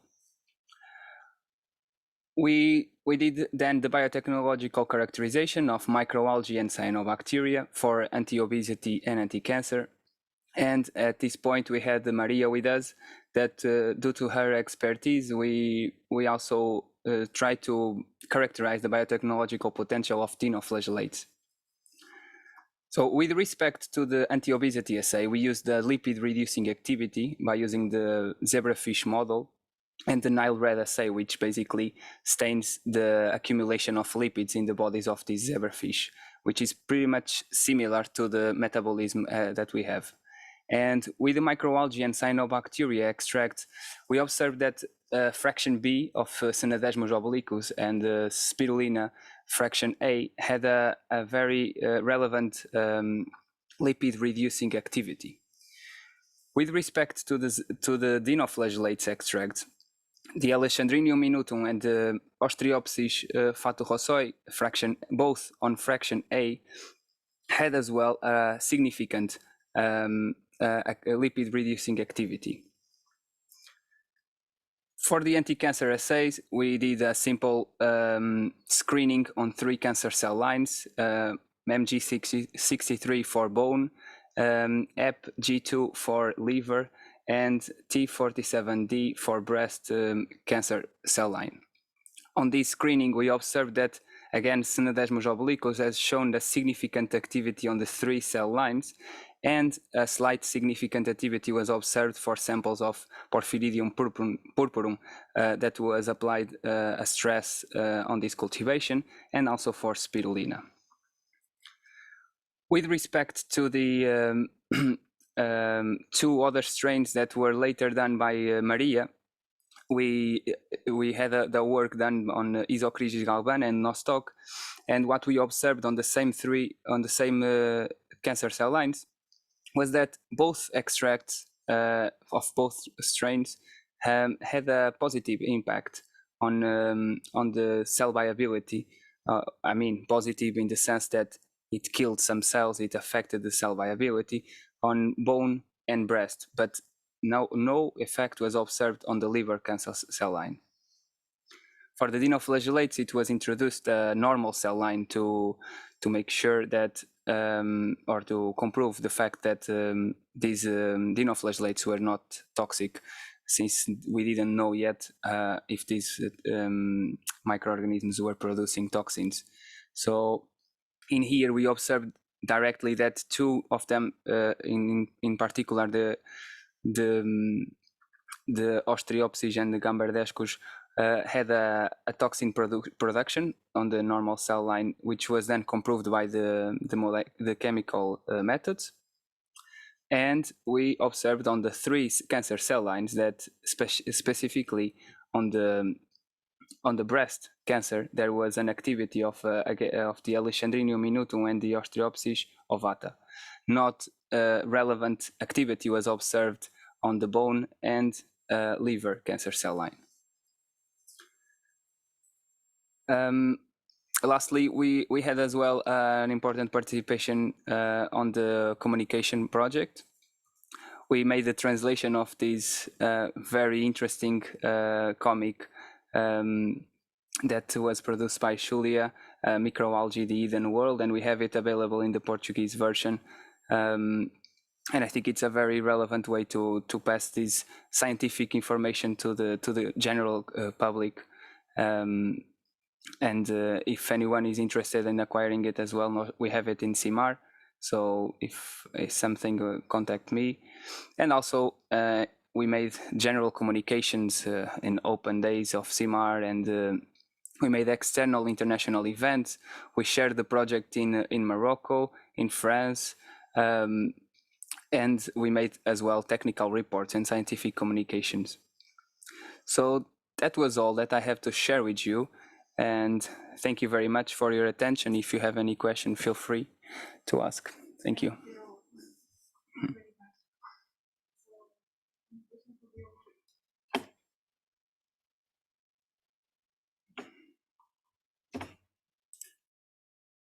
are a bit out of schedule, so maybe we can pass to the next speaker.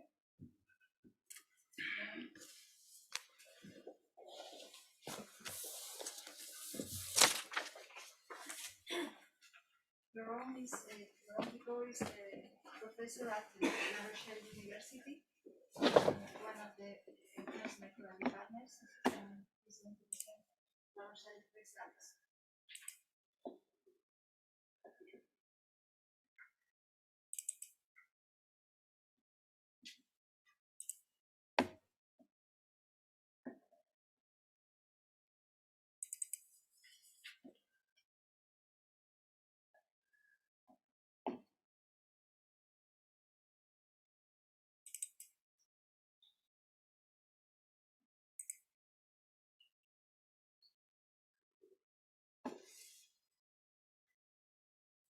To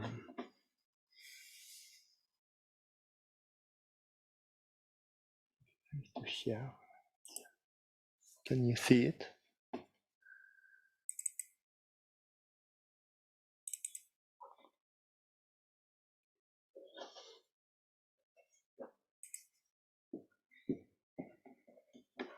Maybe I can help. Yes, Sure, thanks. The sure, microphone because I is have off. the same problems with my. Oh yes, I haven't shared it. So you have to share a screen All right. and then. Yes, it's okay.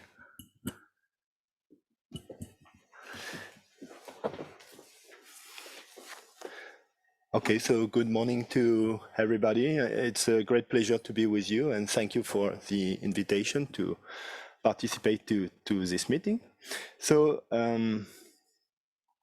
I will, sorry. Yes.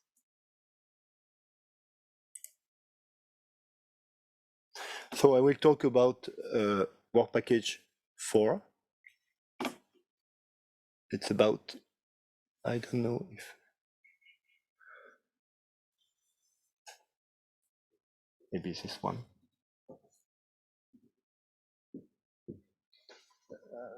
I cannot see why it's not. No. Sorry. Let's try again. Don't worry. So we are.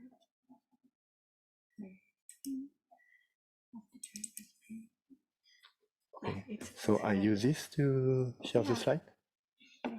Okay, so I'm going to talk about gaps and technical barriers identification to foster microalgae in Europe. So in La Rochelle University, we were in charge of work package 4. So first of all, thanks to ANFACO and INL teams for organizing this meeting. And I will show you the people that have been involved in work package 4. So we are the La Rochelle University, it's a CNRS team, and mostly 3 people have been working in this project. So Dr. Judith Rumin, who was recruited as a postdoc on the project, Dr. Raimundo Gonçalves de Oliveira Jr., who was a PhD student, and myself. So I will first explain the objective of our work in the project and the method that we use. So in order to identify the gaps and technical barriers to the development of the microalgae sector in Europe, we have made a review of the literature of previous and ongoing projects. So we wanted to make an in-depth bibliometric analysis of scientific papers, a review of patents, and we wanted to give an in-depth overview of microalgae research in the world, in Europe, and in the European Atlantic area. And also we created a database of stakeholders and other key experts of the microalgae sector in the European Atlantic area. So the idea was to give free access to stakeholders database online to improve cooperation and information of all microalgae stakeholders. And also we wanted to design an electronic survey to interview stakeholders, so researchers, companies, and also microalgae producers and European key experts about the different aspects of the microalgae sector in the Atlantic area to propose some guidelines and recommendations to foster the microalgae sector. So we have designed a survey, we have made the analysis of the survey answers, and we wanted to give a free access to survey conclusion online. And also we wanted to publish an online in-depth analysis of survey and expert conclusion. And in fact, to give a very thorough analysis of the European microalgae researchers, experts, and stakeholders' opinion and recommendation, we first made this in-depth survey of researchers, experts, and stakeholders, and then we discussed the finding of this survey by organizing a workshop with European microalgae experts to highlight consensus responses and to propose recommendations and guidelines to overcome the gaps and obstacles. So what we wanted was to make a focus on the scientific gaps, the technological gaps, but also the socio-cultural gaps, the market gaps, and the legislative gaps in order to propose recommendations and guidelines to facilitate research development and also technology transfer, industrial development, and transfer to market. And finally, we also perform an updated SWOT analysis of the sector and a traffic light analysis of market opportunities for each microalgae sector that allowed a fast overview of the most promising sectors of activity with cost-risk analysis. So now I will show the result and outcomes of our work. So we have published during the project 6 scientific papers in international journals, and we were also involved in work package 7. So probably will be associated to papers to come about the work package 7. We have published 1 online stakeholders database with map access, and as you could see before, it was one of the most accessed page on the website. We have participated to 10 oral communication in international congresses. We organized 1 international workshop in La Rochelle with European microalgae experts. And we have also translated and edited 1 comics in French, so the comic made by Julia. And also we have participated to several online newsletter, reports, marketplace, communication, and also to the webinars and meetings that were organized during the project. And we really wanted to publish all the recommendations and guidelines that we have obtained from our work. So our idea was to make a lot of scientific publication. So first of all, you can see here the web page for the stakeholder database. So you can access a map of the European Atlantic area microalgae stakeholders, and using this map, you can click on a stakeholder, and then you have access to all the information about his location, his website, the sectors they are involved in, and the development that they are making. And you can also access all this information using an Excel table of players in the microalgae sector. So we are absolutely sure that this tool will be very, very interesting for all stakeholders working in the microalgae sector. Then we have published a bibliometric analysis of scientific papers in the field of microalgae research in the world, Europe, and the European Atlantic area. So we have analyzed more than 79,000 publications, starting from the 1960s to now. And this paper provides an in-depth analysis of temporal production, concepts, countries, cities, publishing in the field of microalgae, collaboration, research domain, top species and genera, emerging concepts in research on microalgae, and so on. So it's an updated, in-depth analysis of microalgae research, not only at the European level, the Atlantic area level, but also at world level. So for example, in this paper, we can provide the main common concepts of microalgae scientific publication. We can also provide, for example, some maps with the main European cities and collaboration networks in microalgae European publication. We have provided the main research domain identified in the microalgae scientific production in Europe. We have also provided the list of the top 15 microalgae and cyanobacteria genera in European scientific publication. And for each of these 15 top species, we have made a bibliometric overview of the research dedicated to this species, so with the main concept, research concept networks, annual production, global collaboration, European collaboration, and so on. So all these data are freely available in the marine drugs paper. Then we published a second paper that was called Analysis of Scientific Research Driving Microalgae Market Opportunities in Europe. The idea was not only to have a focus on microalgae research, but to analyze the research trends related to microalgae market and how microalgae market evolve according to research and technology. So we have also analyzed more than 79,000 publications, and this paper provides an in-depth analysis of microalgae market evolution in relation to research and development.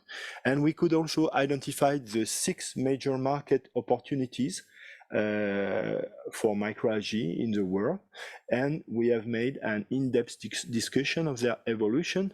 So these 6 major market opportunities are biofuels, bioplastics, biofertilizers, nutraceutical, pharmaceutical, and cosmetic. And this paper is really a goldmine if you want to have an in-depth knowledge of microalgae market and research domain at the European, the world level, but also at the Atlantic area level. So here are a few information that you can find in this paper. For example, the main concept networks, and annual number of European scientific publication related, for example, to genetically modified microalgae. The same for the biofuel sector. For example, the scientific production by country for the emerging markets of GM microalgae, bioplastic, biofertilizer, nutraceutical, cosmetic, pharmaceuticals. And as we organized an in-depth survey of European microalgae researchers, experts, and stakeholders to identify scientific, technological, legislative, cost, sociocultural, and market gaps and barriers, we have decided to publish this result. So this was made in the marine drugs paper. So we used the Delphi methodology to identify consensus answers, and we have published also an updated SWOT analysis of the sector and a traffic light analysis of microalgae sector. So the idea was not only to identify the gaps and barriers to the microalgae sector, but also to propose guidelines and recommendations to overcome them.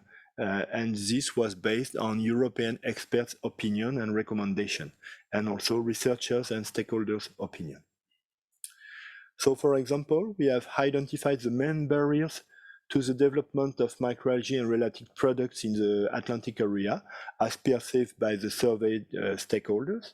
So this includes some economic barriers, technical barriers, legislative barriers, scientific barriers, and sociocultural barriers. For each type of barrier, for example, legislative barriers, we have asked in the survey to make a classification of the barriers that were crucial, very important, and less important. So for each kind of barrier, we have published this analysis. So, for example, here for the legislative barrier, you can see that, for example, the administrative constraint to create a company are not identified as important barrier. But for example, the low number of species that can be grown is identified as an important legislative barrier. So we have also identified 5 microalgae sectors that could meet significant market growth in the near future, according to the Atlantic area microalgae experts. So this includes the production of proteins and polysaccharides from microalgae, not only for food, but also for feed and for pharma application. Waste bioremediation, the search for antimicrobial activities, the production of vaccine and recombinant protein, and the production of food proteins. And also we have published the experts' guidelines for an improvement of the European microalgae sector. So for each kind of gaps and barrier, what could be the recommendation to overcome these gaps and barriers? So, for example, improve the traceability, improve the ecological footprint, the certification of microalgae, and so on. And in fact, this allows us to have a roadmap and to propose a roadmap for improving overcome the gaps and barriers and improving the development of the microalgae sector in the European Atlantic area, according to expert recommendation. So this roadmap was also published in the last paper. And for each sector, for each application by activity sector, for example, for the production of biomaterial, bioplastic here, you can see that we have made a traffic light analysis. So for example, if you want to use microalgae for the production of polyhydroxyalkanoates, there are still some scientific gaps and barriers, but some studies have already been made for this. There are some technical gaps and barriers, no legislative gaps and barriers, but at the moment, the highest barrier is the cost gap and barrier. And the market is ready for the introduction of this polyhydroxyalkanoates. So finally, we gave a global score for each detailed microalgae application by activity sector. So you can find this table in the marine drugs paper, and for all kind of activity sector, for food, feed, biomaterials, bioplastics, human and animal health, so for example, production of vaccines and so on, biofuels, cosmetics, and nutraceuticals. So additionally, during the Enhance Microalgae project, we have also published one collaborative paper that the idea was to present the project. So we were coordinator of this collaborative paper, which was published in the Journal of Oceanography and Marine Research. And also we were involved in work package 7. So we have published some research activity research data dealing with the purification of anti-cancer pigments from original microalgae using innovative green techniques, and also the pharmacological activity of these pigments in cancer cells. So we have published one paper in algal research about the pigment composition of Thyzochrysis lutea and purification of fucoxanthin using CPC, centrifugal partition chromatography, and one paper about the use of carotenoids from Rhodomonas salina to kill melanoma cells and to stimulate the efficiency of chemotherapy in melanoma cells. Finally, we were involved in a lot of activities in the project. So we organized a big workshop in La Rochelle in December 2018. We invited many European experts to this workshop. And also we have presented a lot of data in international congresses, like in Japan, in Morocco, in England, in Spain, in Portugal. So that's it. Thank you for your attention. And if you need more information, so you can find, in fact, a lot of information in the papers that we have published, but also you are free to contact me, and it will be a pleasure to answer your questions. Thank you very much. So we can move to Maria. We can leave the questions to the end of the session.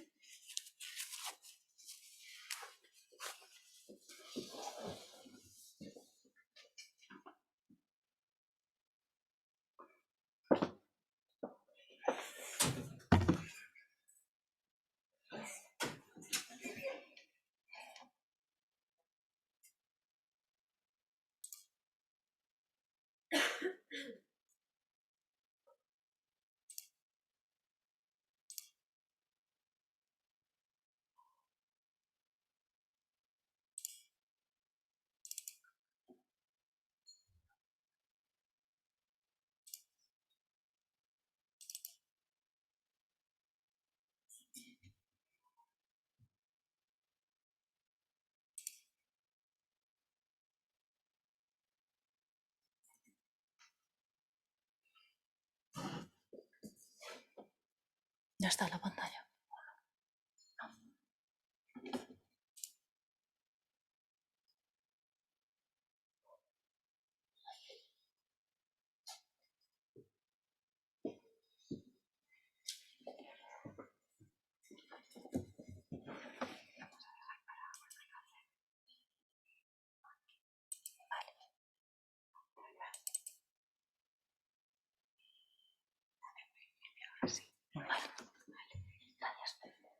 Bueno, perdón por los problemas técnicos.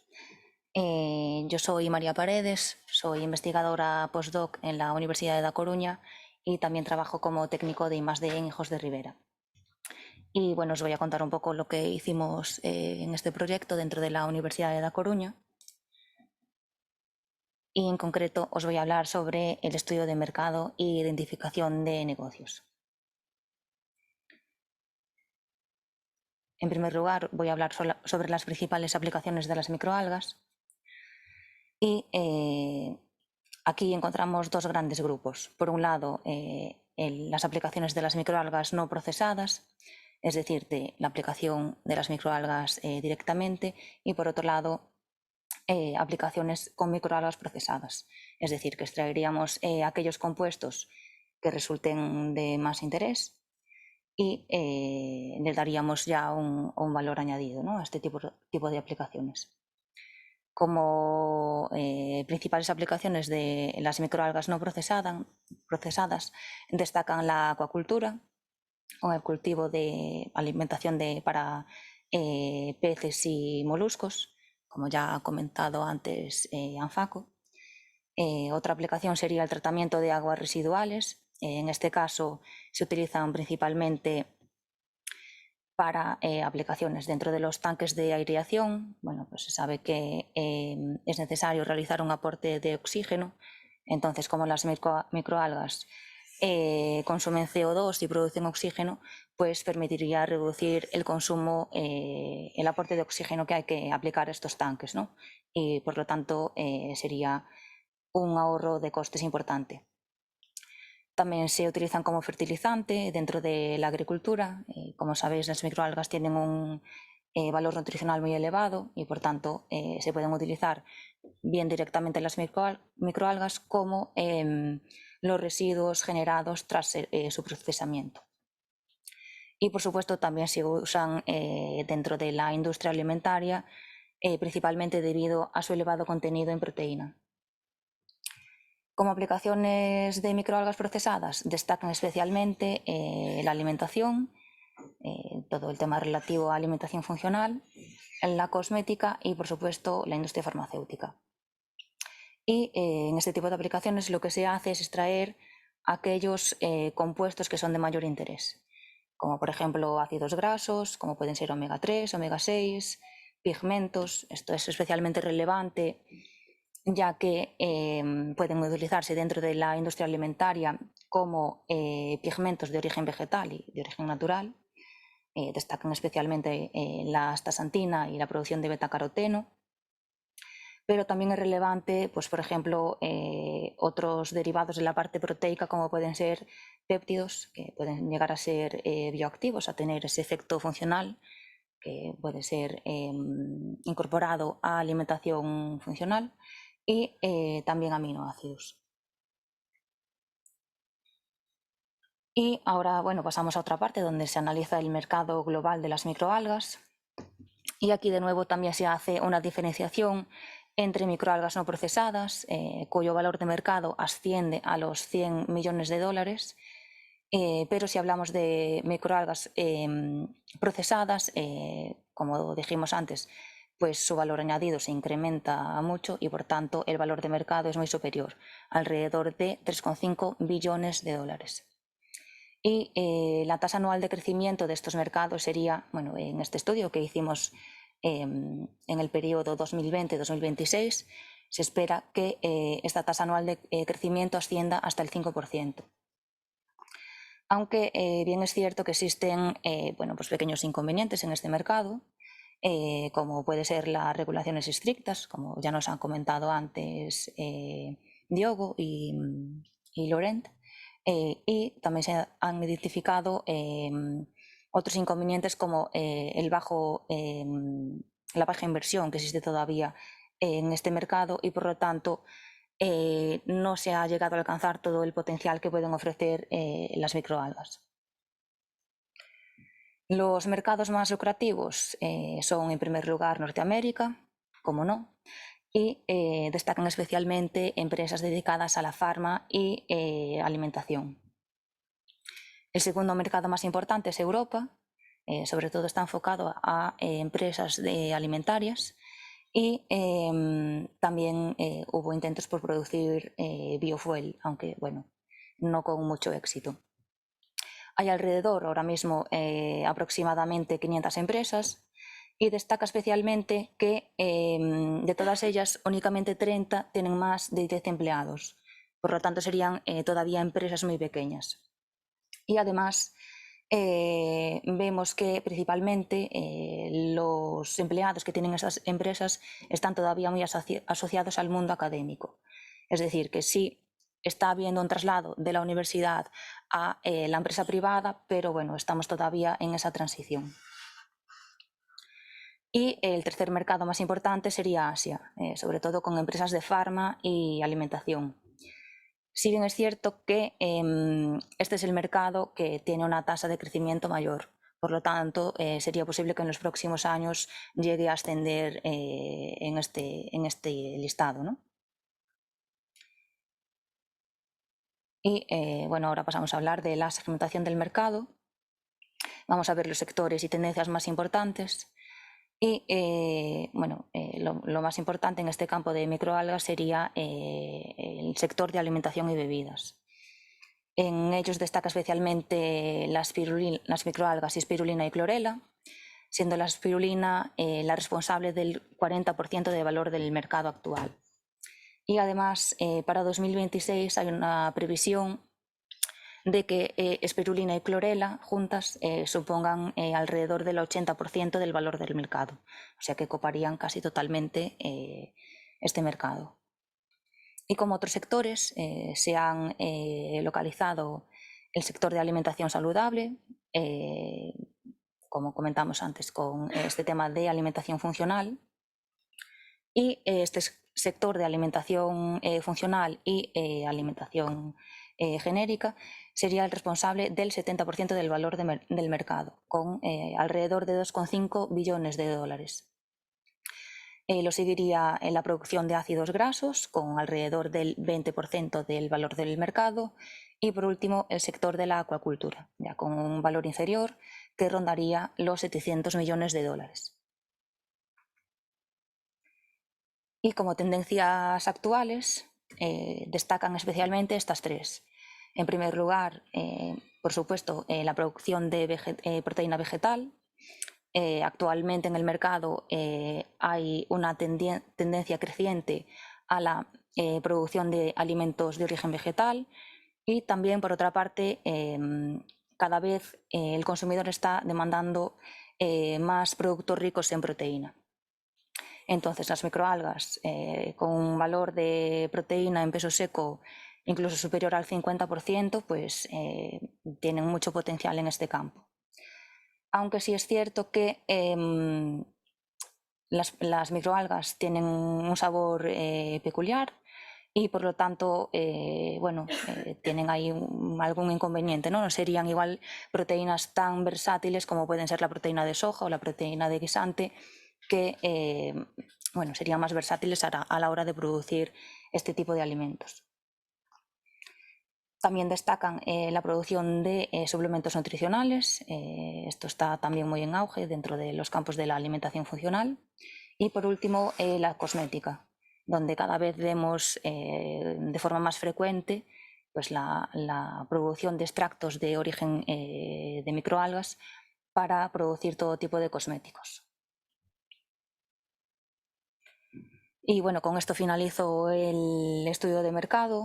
Y ahora doy paso a una parte pues, un poco más divertida, no por ello menos interesante, que hemos realizado también dentro de la Universidad de A Coruña.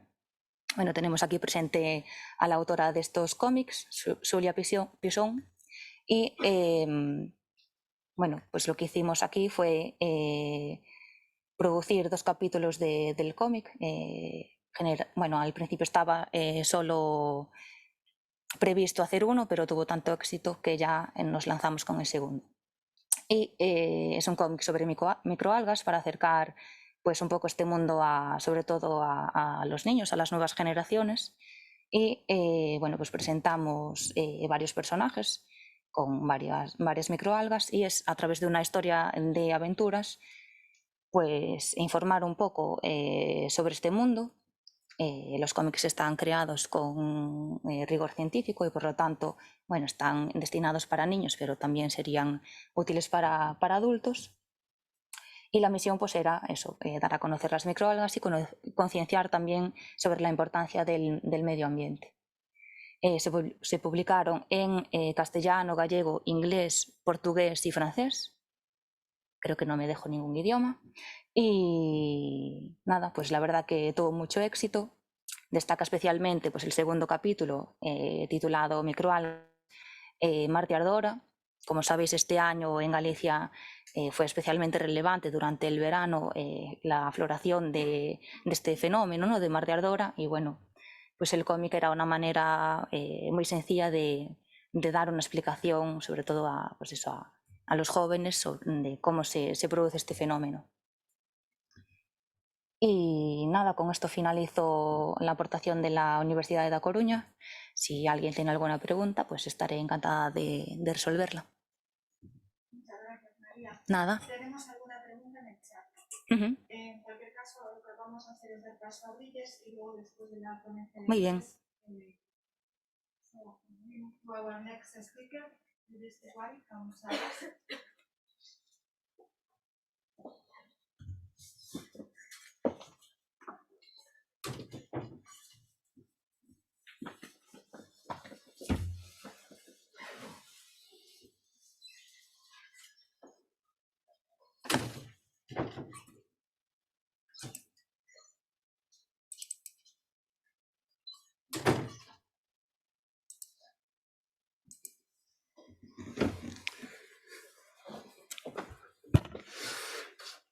So good afternoon, my name is Brijesh, and first of all, thank you to ANFACO and Maria for organizing this hybrid event, and it's really a pleasure to be here. So I come from Chagas, that's Irish Agriculture Food Development Authority, and we deal everything all related to agriculture and food from farm to fork approach, and our center are across all over the country. And I'm primarily based in Chagas, Ashtown, where we deal mainly with the food. So my presentation outline involves a bit of the conversion systems with the different technologies, what we have been working on this project, as well as some general outline as to echo with our first speaker on technological perspective, and some of the approaches what we used in this particular project, have some selected result and key conclusions. Now, this was the overall scheme of this particular project, and this was really very exciting, and it covered a lot of different aspects about knowledge gap, communication, growing of different strains. So first of all, what are the key benefits of novel conversion systems? So this includes either we use it as a pre-treatment technologies, they give a pre-treatment followed by conventional way of obtaining lipid, proteins, and various bioactives, or we use entirely new extraction systems, or to use non-thermal technologies where we can not only improve the extraction yield, make it more energy efficient, but also we can make product which more safer for food applications, because these are one of the couple of legislative issues when it to use any of those extraction. For instance, phycobilin protein, if we do see a lot of activities, we have to use it at low temperature for extraction. And then if we use it in a product, it should not act as a cross-contaminant. So what are the key advantages of these technologies is first and foremost is improves extraction yield. They're much more energy efficient. They maintain the nutrition profile and the bioactivity of the substances, helps in adding value, and helps us in achieving zero waste approach. That means every fraction of a biomass can be utilized. So what is really and what is the guiding principle of using these technologies? The main guiding principle related to clean and green extraction are mainly 6 principles. One is to use renewable sources. Obviously, microalgae is a renewable sources. To use a solvent which are clean and green, most preferred one is water. And some of the technologies are available where water can be viscosity of water can be reduced, for instance, by subcritical water, and can be used for extraction. To use a technology which reduces the amount of energy consumption and produce the co-products, whereas side streams can be utilized, as you can see in some of the selected examples.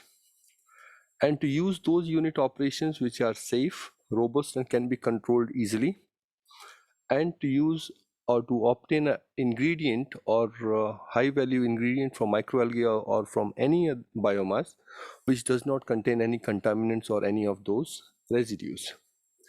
So if this is a very generic scenario where it shows we take any type of biomass, whether it's microalgae, macroalgae, or any of the plant biomasses, giving the disruption, that means using new technologies to disrupt it so that most of the compounds are released in cell suspension, and then subsequently we can channelize the product to create different value chains. So one of the most important element here is the pretreatment, which normally affect both upstream and downstream processes. And I'm not going to go in details of range of different pretreatments which are available for use for different biomass. Broadly, they can be classified as physical, chemical, biological, or combination of these. So for instance, if we take any particular biomass, either we use pretreatment or we do not use a pretreatment. That can be divided as a new technique. For instance, if we have a dried macroalgae, if we give ultrasound as a pretreatment or a microwave as a pretreatment, it helps in disrupting the cell matrices, and subsequently we can extract our targeted compound. And conventionally, some of those acid treatments, alkali, either grinding, milling, these particular or giving a chemical treatment has been employed for these purpose. Whether it's a pre-treated or without pre-treatment, followed by extraction. As you can see here, both ultrasound, microwave, and supercritical or enzymes are written as a pre-treatment or as well as extraction technologies. So it is very important to understand there is no clear-cut difference between pre-treatment and extraction. In some cases, the pre-treatment can be done without, for instance, we have a microalgal species which is normally 6 to 7% or 8% solid content. It is normally dried, then subsequent extractions are carried out. So these technologies are capable of doing it at later stage, at production stage itself, so that we disrupt it and then we can employ the fractionation.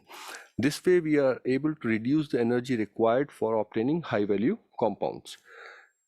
So another approach here is to use both new technologies in combination with the conventional extraction to make process much more robust and which can be easily scaled up.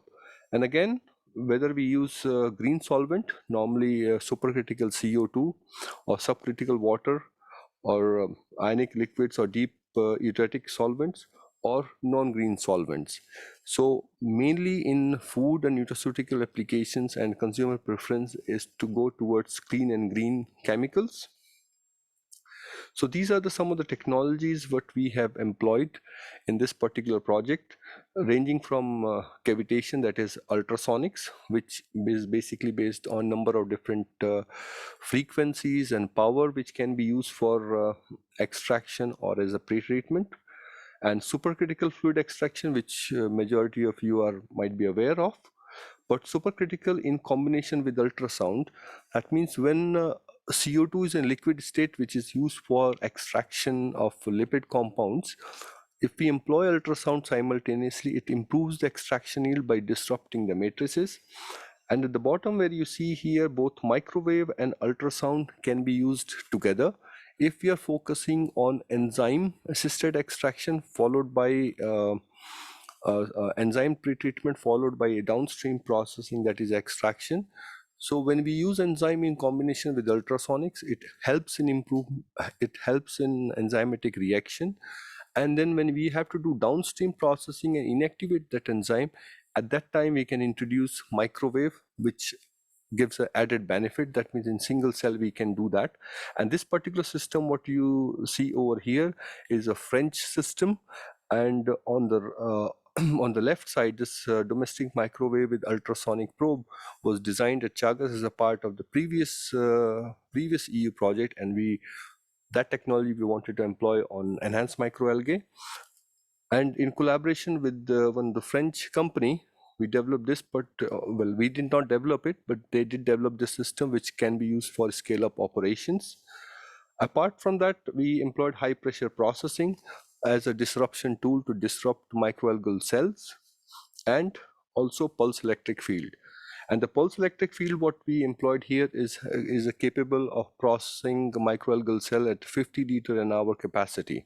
So this shows, and the treatment time is few microseconds, that is less than a second for a treatment time. So it is really a fast technology, and it helps in disruption. So coming back to the main results out of this project. So our apologies for excessive amount of animation here. I'm just conscious of time as well. So main focus here was to employ these novel technologies on microalgal species, which was supplied by our partner, mainly from Swansea University as well as from other collaborators, and we focus mainly on protein, lipid, and some of their biological activities, and also investigated some bit of scanning electron microscopy to investigate what really is happening with the cellular matrices.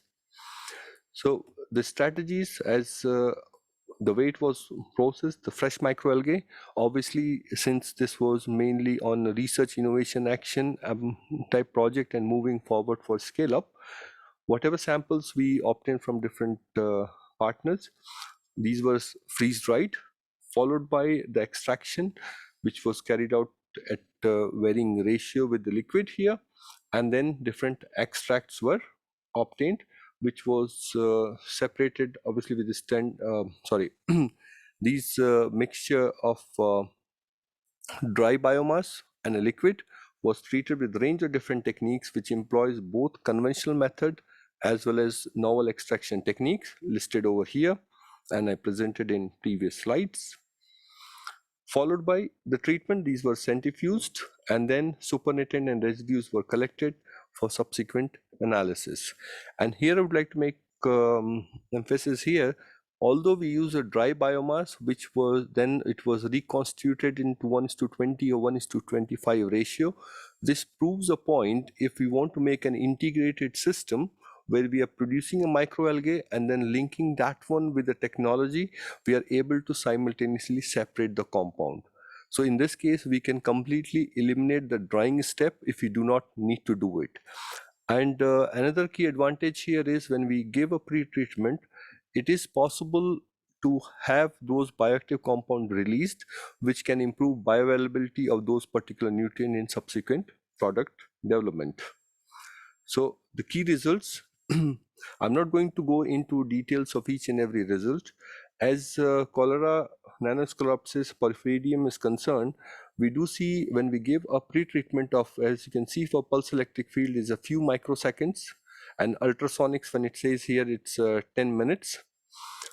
We do see significant increase in in extract yield. That means extraction soluble supernatant extract yield can be increased. And when it comes to proteins, we can see there is a significant increase in protein when it is given a pre-treatment with ultrasonics or with pulse electric field. Compared to normal stirring at room temperature, we can see significant increase in protein content. Whereas when it comes to microwave, for at low power or high pressure combined with microwave, we did not see significant changes in phycobilin proteins. Whereas when it comes to nanoscleropsis, similar things were observed. The pre-treatment significantly increased the crude protein yields, and very similar for phycobilin protein. And one thing what was really interesting this morning as well was about use of microalgae as a food color, and we have been seen in this particular project. So this is another added benefit by using a pre-treatment followed by drying that, which can be used as one of the ingredient as is. Now, what we measured using phycobilin protein and normal protein by using Bradford method, we do see a significant increase in protein because obviously Bradford and LECO result gives a higher amount of protein and because these microalgae not only contains phycobilin colored protein but also as normal standard proteins. And when we went for SDS page, we do find a lot of different proteins for phycoerythrin, allophycocyanin, and phycocyanin. And we have done also a peptide analysis of these proteins, what type of different proteins we are obtaining with the impact of different techniques. As you can see, the main findings were found in ultrasound at 40 degrees Celsius for 10 minutes, ultrasound at 4 degrees Celsius for 10 minutes, and room temperature at 2 different frequencies. So unfortunately, I do not have a time to go through each and every treatment and conditions. However, most of the stuff will be published, and for some of the results, we are waiting for our technology transfer office to secure it as an IP, because there's a lot of industry interest in Ireland to convert these processes for industrial applications. Now, coming back to the next side of it, we were interested in to see how we are able to damage or disrupt the cellular matrices. So unfortunately, these images looks very vague, but what did we find here was, what we found was, these particular microalgal cells were round in a control shape. Whereas when we employ ultrasonics, this is at 25 kilohertz at 4 degrees Celsius, we see complete rupture of the cellular matrices. So that's, and then we do have final very refined images. However, main purpose here is to demonstrate these technologies helps in disruption of cells. And then in some cases, when we obtained the supernatant, we were also testing different biological activities, but these are standard spectrophotometric analysis of activities. And we do find they do have a good amount of scavenging activities as well as antioxidant activity due to the treatments. And obviously it is not because of treatment, it's just because release of some of those bound pigments into a supernatant which yields biological activity. So key finding from this study was ultrasound and microwave can be used for obtaining phycobilin protein, which are obviously temperature sensitive. That means we can use a low temperature extraction. And supernatant post centrifugation were containing higher amount of phycobilin protein, and further purification can be carried out. However, when we are looking for industrial applications, so less of the processes, less purified substances are okay if suppose we are planning to use it as a food colorant. Moving to the next part of the work was related to microwave, ultrasound, and high pressure on PEF on cholera. Vulgaris, in this case, we had a large amount of dried biomass. We employed the similar technological approach for protein and lipids. And in this case, since this work was carried out at slightly larger scale, and as you can see, we employed 3 different solvent: water, hydrochloric acid, and alkali. That's again a conventional way of obtaining protein. What we obtained, what we can get for 2 hours and 18 hours in the case of control, whereas when we use ultrasound only for 10 minutes, we were having a comparable yield.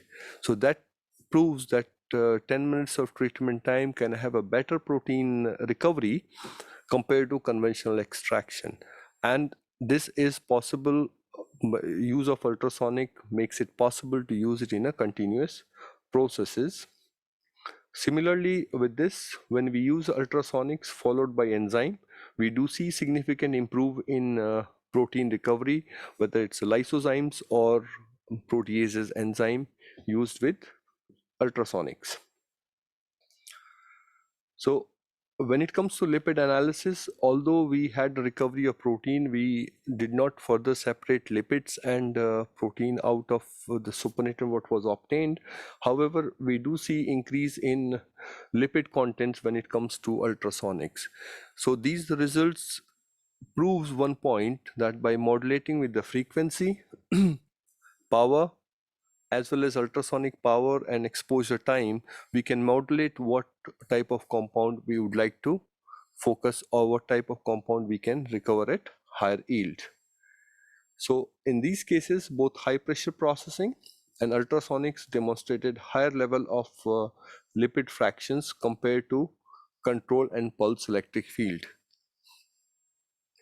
So, and these were the results which proved supernatant lipids as well as residual lipid which were not extracted, and you can see the differences over here.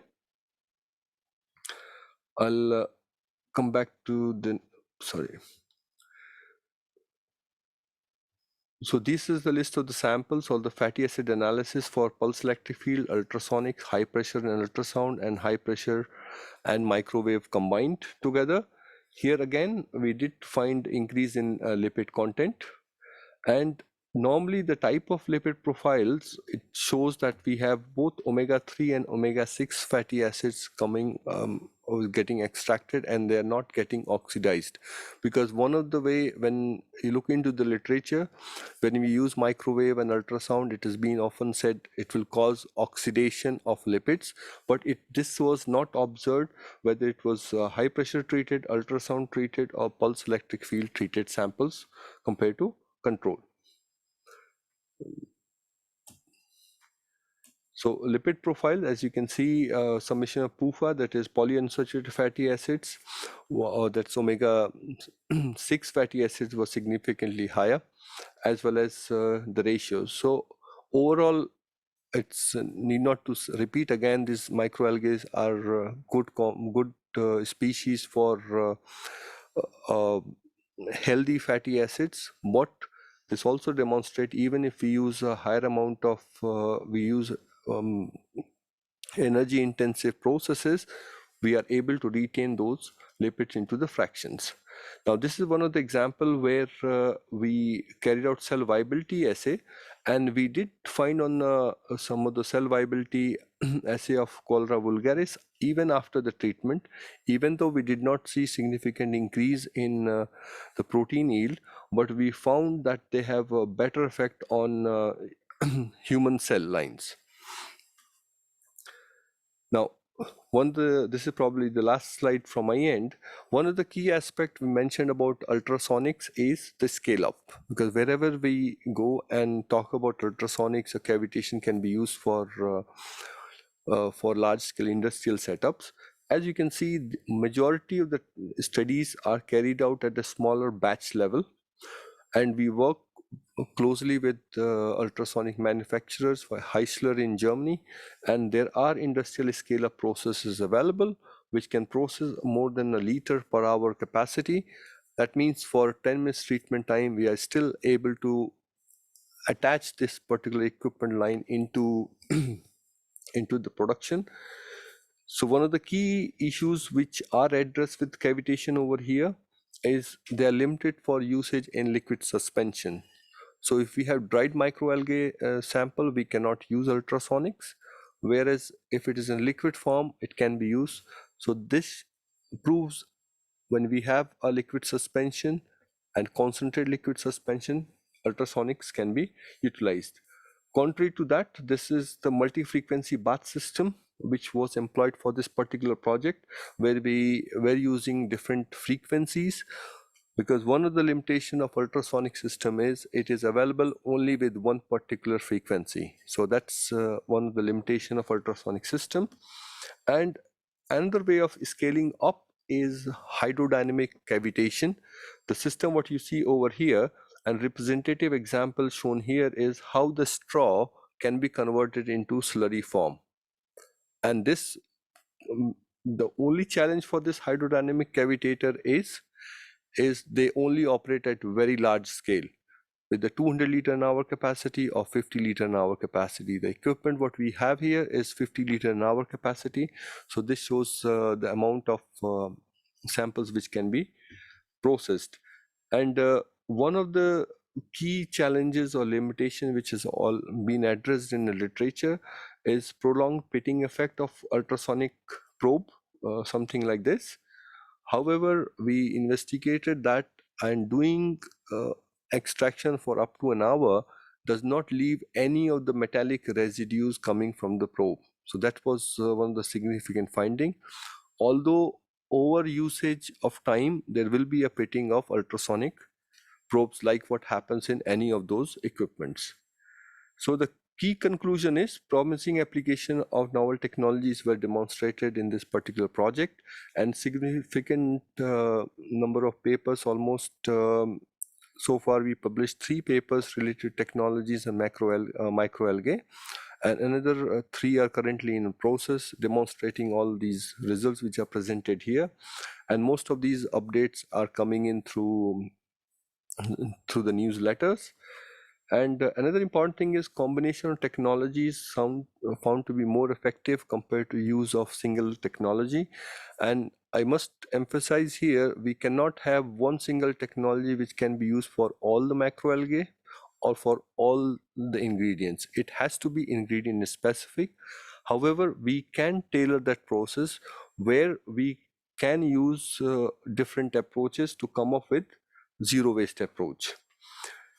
So in the last one is to adopt circular economy or biorefinery principles. That means we utilize each and every fraction from a microalgae, because any microalgae species, whether rich in lipid or rich in a protein, is a species rich in lipid will definitely have a protein.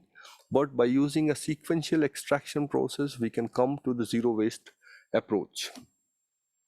So these are the past and present researchers who worked on this particular project. Now it started with Ramon. Now he's working in European Legislative Council as a regulator. So that's one of the translation of postdoc moving from here. Ming is currently working as a postdoctoral researcher, research fellow with the university and in industry. Marco, who was a part of the project and visited Vigo before I visited Vigo. He is currently a permanent assistant professor in University College Dublin. Shaba and Yu Chen are the 2 new PhD who are carrying forward the work, whatever results we obtain here, to move to the next stage. Yu Chen is working with the industry to scale up of the processes and challenges involved in downstream processing. And Shaba continues to work on protein side of this particular project. And I haven't gone into the details of the publication. I thought to share my own experience, what we obtained from the project and where we go from here, as Maria wanted to see the future of after this particular project. And thank you very much for listening. Thanks, Olivier. Thanks for the presentation. We have a little time for questions. In the chat, we have questions for Maria. So if you want to or if you have a question for Olivier here in the audience also.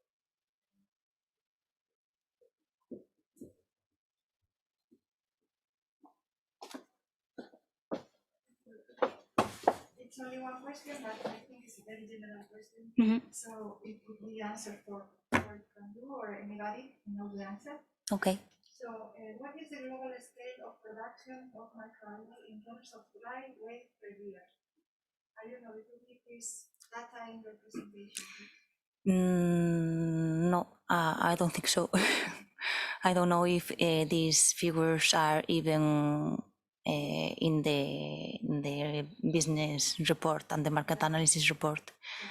But yes. But if anyone wants to know a little more about this area, you can go to the web page. I think the deliverables are available. So If you need more information, you can consult it there. And I forgot to say also that we have published the comic in the Enhanced Microalgae web, which I think is interesting. So if you want to... It's available there to download. Yes, the copy. Okay. No more questions, I think. So we can go to headlines. And then we will be back. We will be back at 2:30. Thank you.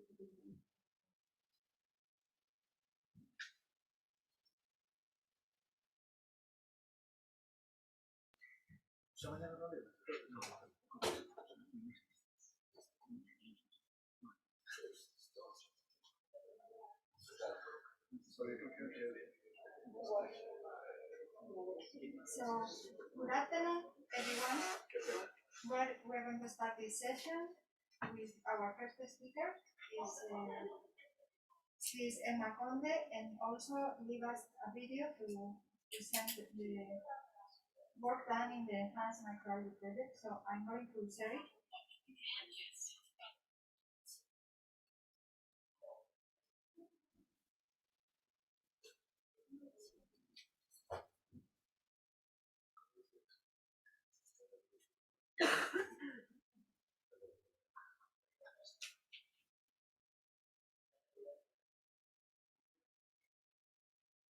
Hola, buenas tardes. Me gustaría mostraros en esta presentación las oportunidades que tienen las microalgas en el sector cosmético y las posibilidades de nuevos desarrollos de mayor valor añadido. En primer lugar, me gustaría mostraros cuál es la situación actual del mercado global de la cosmética. El tamaño del mercado global de la cosmética natural se estimó en 34 billones de dólares en el año 2018 y se prevé que registre una tasa de crecimiento en torno a un 5% en el tramo de 2019 a 2025. En 2018, el cuidado de la piel lideró el mercado mundial de la cosmética natural, con unos ingresos de 10 billones de dólares.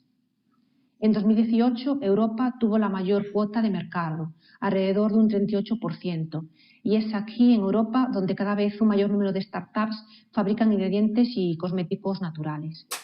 Se prevé que el aumento de la conciencia entre los consumidores con respecto a los efectos del envejecimiento en la piel impulse la demanda de alternativas cada vez más naturales, lo que a su vez se espera que contribuya a este crecimiento. Una de estas alternativas naturales son las microalgas. Las microalgas son fuentes potenciales de componentes naturales de alto valor, entre los que se encuentran ácidos grasos poliinsaturados, polisacáridos, proteínas, péptidos, carotenoides, ficobiliproteínas. Son fuentes que tienen una enorme versatilidad y, por lo tanto, nos ofrecen oportunidades de innovación para poder desarrollar principios activos cosméticos.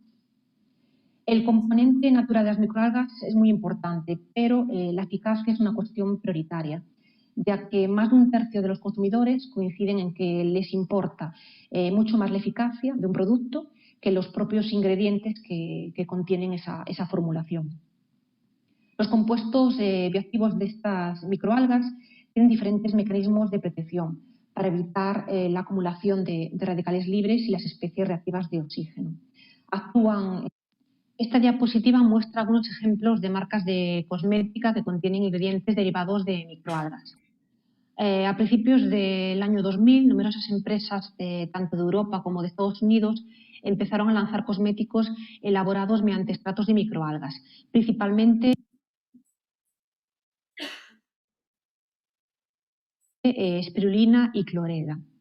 Las empresas aún no han explorado el potencial de las microalgas y existe, por lo tanto, una gran oportunidad para llenar el mercado de nuevos ingredientes a partir de nuevas fuentes de microalgas. Este esfuerzo se ha llevado a cabo en el marco de este proyecto, buscando nuevas alternativas de alto valor añadido para las microalgas en el mercado de los cosméticos. Esta diapositiva muestra los 15 principales géneros de microalgas y cianobacterias estudiados en el espacio atlántico europeo, según una aplicación de la Universidad de La Rochelle en colaboración con la Universidad de Swansea en el marco de este proyecto. Tomando como ejemplo estas microalgas, si echamos un vistazo a la base de datos oficial de ingredientes cosméticos de la Comisión Europea, podemos buscar los nombres INFI de los ingredientes cosméticos derivados de las microalgas. Es decir, podemos encontrar los nombres sistemáticos reconocidos internacionalmente para identificar los ingredientes utilizados en el etiquetado de los productos cosméticos. La base de datos contiene nombres INFI para los extractos obtenidos de 12 géneros de microalgas. Por otra parte, 3 de las 15 algas más estudiadas en Europa no tienen un nombre INFI y actualmente no podrían utilizarse para la formulación de productos cosméticos. 3 microalgas presentan nomenclatura INFI para los aceites obtenidos a partir de ellas. En esta base de datos solo se han encontrado oligopéptidos obtenidos a partir de clorera y clamidomonas. Únicamente se han encontrado 3 ingredientes cosméticos que proceden de la fermentación de microalgas. Y esta base de datos incluye hidrolizados obtenidos a partir de 3 microalgas. Podemos comprobar que aún queda mucho camino por recorrer y habría la posibilidad de solicitar el registro de nuevos nombres INFI a partir de las microalgas. Este es un servicio que realizamos en nuestra empresa, pero es importante saber que no es suficiente con solicitar un nuevo nombre INFI, sino que debemos de verificar también la seguridad del nuevo ingrediente y elaborar las fichas de seguridad y los informes toxicológicos correspondientes. Las propiedades cosméticas de los ingredientes derivados de las microalgas deben de ser evaluadas, ya que las empresas fabricantes de los productos cosméticos demandan ingredientes naturales, pero que poseen propiedades científicamente comprobadas. En el marco de este proyecto, nuestra empresa ha desarrollado diversos ensayos in vitro para determinar la eficacia cosmética de los ingredientes derivados de las microalgas, como puede ser pues, la capacidad de captación de radicales libres, otros ensayos in vitro de inhibición enzimática, como puede ser la capacidad de inhibición de las ciclooxigenasas, que determinan la capacidad antiinflamatoria, capacidad de inhibición de la enzima tirosinasa para determinar la capacidad blanqueante de los ingredientes, la capacidad de inhibición de la enzima elastasa para determinar la eficacia antiarrugas, el factor de protección solar, etc. En el marco de este proyecto hemos determinado la eficacia antioxidante de las microalgas frente a la captación de los radicales peroxilo. Son limitados los estudios que determinan la actividad antioxidante de las microalgas y la mayoría de los ensayos determinan la eficacia únicamente de la fracción hidrofílica. Nosotros, a través de un ensayo de fluorescencia, el ensayo de ORAC, podemos determinar la capacidad antioxidante total de la microalga, determinando la capacidad tanto de la fracción hidrofílica como lipofílica. En esta diapositiva se muestran la capacidad antioxidante de unas muestras proporcionadas por la Universidad de Swansea y también de ANFACO. Podemos ver cómo en casi todas las muestras pues, la capacidad antioxidante de la fracción lipofílica aportó menos de un 20% de la capacidad antioxidante total, excepto para las microalgas Cnidesmus obliquis y de Isocrisis galvana. De nuestro trabajo hemos sacado la conclusión de que para poder obtener un valor exacto de la capacidad antioxidante total de una muestra es necesario medir ambas fracciones. La Universidad de Swansea nos proporcionó muestras de ficocianina y ficoritrina y le determinamos la eficacia antioxidante a través de diversos ensayos in vitro, tanto de captación de radicales libres como de poder de reducción de hierro. Ambos compuestos presentan una buena capacidad antioxidante que los hace susceptibles de ser utilizados en la formulación de productos cosméticos. De hecho, estos dos compuestos se utilizan no solo por su poder de pigmentación o como colorantes, sino también como antioxidantes y protectores de la piel. En cuanto a la capacidad de despigmentante, ninguno de los compuestos presentó esta propiedad. Además, también a las concentraciones que se ensayaron no presentaron capacidad antiarrugas. pero en cambio sí que presentaron la capacidad de inhibir la enzima COX-2 y por lo tanto poseen capacidad antiinflamatoria.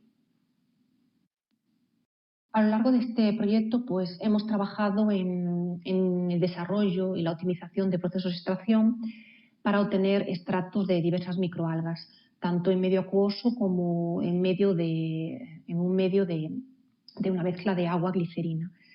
Hemos evaluado la capacidad antioxidante de los extractos de las microalgas a través de 2 ensayos de captación de radicales libres y un ensayo, que es el ensayo de FRAP, que determina el poder reductor de hierro de los compuestos antioxidantes. Podemos ver cómo el extracto de espirulina es el que presenta una mayor capacidad antioxidante frente a la captación de radicales libres, pero en cambio el extracto de nanocloropsis oculata, un extracto de agua glicerina, es el que presenta una mayor capacidad o un mayor poder reductor de hierro. Por lo tanto, es muy importante siempre evaluar la capacidad antioxidante de los ingredientes a través de diversos ensayos in vitro, ya que los antioxidantes funcionan con diversos mecanismos de actuación y, por lo tanto, es necesario no utilizar un único ensayo, sino una gran variedad de ensayos in vitro. En este apartado me gustaría hablar del potencial que tienen los procesos de fermentación para obtener nuevos ingredientes derivados de microalgas. La última tendencia en cosmética, que procede de Corea, son los productos fermentados, aunque los producidos a partir de microalgas aún no se han desarrollado en el sector cosmético y es necesario seguir investigando. La fermentación consiste básicamente en que los microorganismos liberan enzimas que descomponen la estructura molecular de los ingredientes activos en partículas más pequeñas. Estas partículas van a ser absorbidas más rápidamente por la piel y, en general, la fermentación reduce las posibilidades de irritación y crea nuevas sustancias con mejores actividades biológicas que las obtenidas mediante otros procesos. Por otro lado, los péptidos bioactivos se están haciendo también cada vez más populares en el campo del cuidado de la piel y del cabello, gracias a la capacidad de penetrar en la piel más fácilmente que las proteínas grandes y de llegar a las capas más profundas de la piel. En el marco de este proyecto trabajamos en el desarrollo de procesos de fermentación de la microalga espirulina con diferentes microorganismos a diferentes concentraciones, Lactobacillus plantarum, Paracasei y Rhamnosus, incubados a 37 grados durante 24, 48 y 72 horas. Pudimos comprobar que a la concentración más baja y utilizando Lactobacillus plantarum durante 24 horas conseguimos un ingrediente con una eficacia cosmética antioxidante y antiinflamatoria. En cambio, este producto cosmético no presenta actividad antiarrugas ni blanqueante. Además, desafortunadamente, la eficacia cosmética no se mejora durante la fermentación con respecto a un control. En cambio, sí que hemos comprobado cómo el contenido en ácidos orgánicos se mejora durante la fermentación, ya que hemos conseguido duplicar la concentración en ácido láctico del ingrediente fermentado comparado con un control. Gracias a las propiedades que tienen estos ácidos orgánicos de ser antisépticos y biocidas, hemos decidido utilizar este ingrediente fermentado para la formulación de un producto biocida. En el marco de este proyecto conseguimos obtener un ingrediente obtenido a partir de la fermentación de la espirulina con Lactobacillus plantarum. Este ingrediente cosmético posee el nombre INFI de Lactobacillus spirulina ferment filtrate. Tiene unas propiedades físico-químicas muy buenas y además, como he dicho anteriormente, tiene una eficacia cosmética tanto antioxidante como antiinflamatoria. Nosotros lo que hicimos fue utilizar este ingrediente para la formulación de un producto biocida. Trabajamos con diferentes matrices en formato de espumas, de cremas, geles y lociones. Y para que hubiera una buena compatibilidad entre los ingredientes y que la formulación fuera estable, principalmente porque Esta formulación contiene ácidos orgánicos. Detectamos como finalmente la matriz que nos aportaba una mayor estabilidad en la formulación era una loción. Desarrollamos, por lo tanto, una loción de manos biocida y actualmente pues, ya tenemos nuestra propia marca desarrollada. Como decía, hemos desarrollado nuestra propia marca de cosmética bioactiva, Dermodelab, que la hemos registrado a nivel europeo. El primer producto es una loción biocida de manos y que posee una actividad virucida. Para poder vender este producto como biocida es obligatorio certificar esta propiedad biocida. Nosotros lo hemos hecho en un laboratorio externo certificado por la ENAC y hemos verificado que con 30 segundos de contacto, incluso a una concentración de un 50%, esta loción tiene la propiedad biocida frente a virus encapsulados, es decir, virus con envoltura, como es el caso del virus de la gripe y de toda la familia de los coronavirus, y más en concreto del SARS-CoV-2. Por lo tanto, para nosotros ha sido un gran logro el poder finalizar este proyecto con este resultado y con este producto, el desarrollo de este producto. Hemos también realizado un open test para testarlo dermatológicamente y hemos comprobado que tiene una muy buena compatibilidad con la piel. A diferencia de otros productos que hay en el mercado, como pueden ser los geles hidroalcohólicos, este producto no contiene alcohol que pueda irritar la piel. Y actualmente nos encontramos en el proceso de registrar este producto como biocida a nivel europeo para poderlo comercializar como un producto que se puede utilizar para la higiene humana. Y actualmente pues, estamos en búsqueda de inversores que quieran apoyarnos para poder sacar esta marca de cosmética bioactiva en el mercado, en todo el mercado europeo. Y no me gustaría finalizar esta presentación sin mostraros otra propiedad funcional que se mejora con la fermentación. Hemos detectado que fermentando la espirulina con diferentes lactobacillus somos capaces de inhibir una enzima que está involucrada en la síntesis de colesterol. Por lo tanto, esto nos abre una puerta a seguir investigando sobre el desarrollo de ingredientes funcionales pues, que puedan ser aplicados en alimentación funcional. Como conclusión, me gustaría decir que sin duda hay grandes oportunidades para las microalgas en el sector cosmético, pero todavía hay un largo camino por recorrer.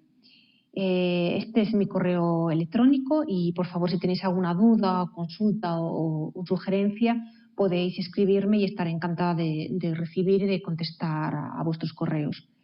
Además, podéis conocer más sobre los servicios que ofrece nuestra empresa Gleces en el ámbito tanto de alimentación como de cosmética si consultáis el marketplace del proyecto. También os animo a que subáis vuestras ofertas y vuestras peticiones. Y por último, nada, espero que esta presentación haya sido útil y muchas gracias por vuestra presencia. Hasta pronto.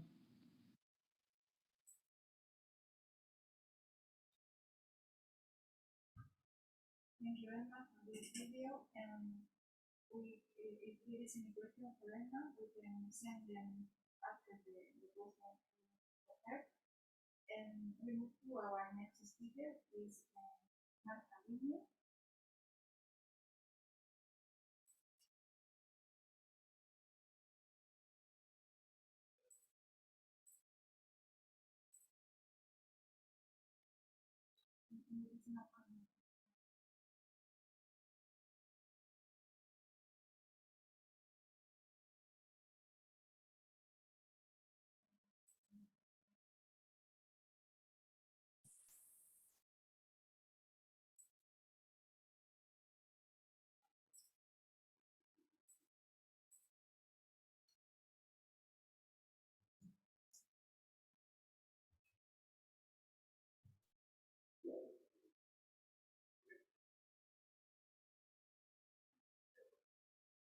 Marta Viña.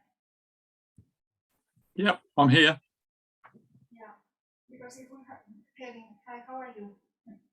Yeah, fine, thanks. We are having problems with the other speaker, your previous speaker, Marta Viña. So if you agree, maybe we can go on with you. Do you agree? Yeah. Yeah, you want me to do my talk now? Yeah, if you agree, yeah. Yeah, okay, I can do that. Thank you, Kevin. Hi. Okay. You can share your screen. Okay. Let me just make sure I'm in the right place. Hi, hello, I'm here. Okay. It's just because I was not able to share my presentation. I was waiting to be. It's okay. I'll shut down quickly. Sorry. That's no problem. Thank you. So Marta, are you there? I will share now. Just a second. Yes, please share your screen and.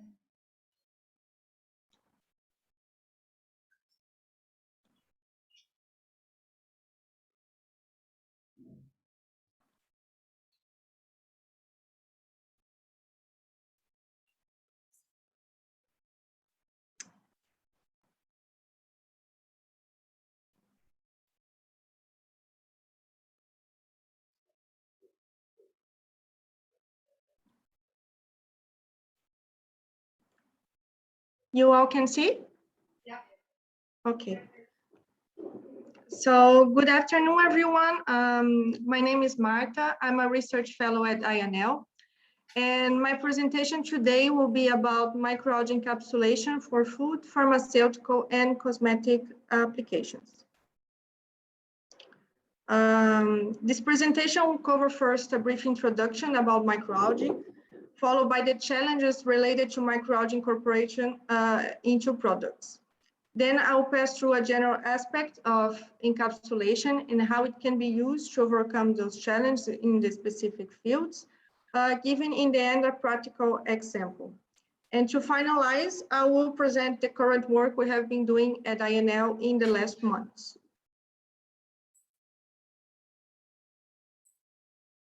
So as we all know, microalgae are a heterogeneous group of photosynthetic microorganisms. There has a vast assortment in the biochemical composition. Microalgae compounds can be grouped into proteins, lipids, carbohydrates, among others, and the proportion of each group may change among the species. So in response to diverse stress environmental factors, such as this one we have in the slide, this microorganism can change drastically its composition, being able to biosynthesize a great range of metabolites, which are highly valuable substances with industrial applications and healthy benefits. So the interest in microalgae has been increasing due to this growing trend towards using natural ingredients in diverse types of products. This is stimulated by a concern regarding the consumer safety, environmental sustainability, and regulatory issues over the introduction of synthetic chemicals on human nutrition, therapeutics, and cosmetics, such as, for example, synthetic dyes and other additives. So associated to that, as I have mentioned, microalgae represent a rich source of valuable compounds with the possibility of manipulating cultivation parameters to obtain those bioactive, as it was already mentioned in the other presentations here today. So the incorporation of microalgae into products, especially if we're talking about bioactive compounds, can be very challenging. Most of these compounds have an unstable nature, but they are protected by the cell wall. So once they are extracted or purified, they lose this protection and they become very susceptible to degradation when exposed to different factors such as light, extreme pH, and high temperature. Microalgae can also have an unpleasant taste and can cause off odors with time. And finally, most of these compounds possess poor water solubility and low bioavailability. And the absorption and permeation depends on the route we're applying this product, may be hindered due to the gastrointestinal tract conditions and to the skin barrier. So in order to overcome those challenges, encapsulation technology have shown to be a promising strategy to preserve the biofunctionality of microalgae compounds from processing until reaching its target site. So what is encapsulation? It may be defined as a process in which a substance, will be the active agent, is entrapped or coated by a carrier material in order to form a particulate system. So this process has been applied successfully in diverse fields, including those one, of course, of the presentation. So the particulate system can be classified as nanoparticle or microparticle, depending on the size range, as we can see here in the slide. In a general way, those systems are composed by the active agent, which could have a lipophilic or hydrophilic nature. So it could be a vitamin, enzyme, antioxidant, and so on. And it's surrounded by a coating material, which could be of a bio-based or synthetic origin. So regarding the structure of this encapsulating system, it can have different forms. When they have the active agent coated or by this carrier material, like a reservoir, it's called nano or microcapsules. It can have many layers and multi-cores, as we can see here in the first figures. But when the active agent is uniformly distributed within the coating material, it's known as a matrix system.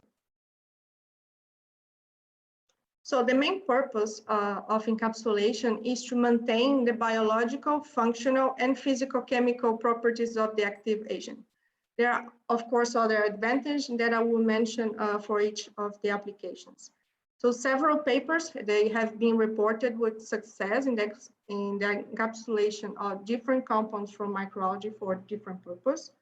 However, the main study species in this field are Hematococcus pluvialis and Arthrospira platensis, where we can find an extensive list of paper in the subject for their extracts and bioactive compounds.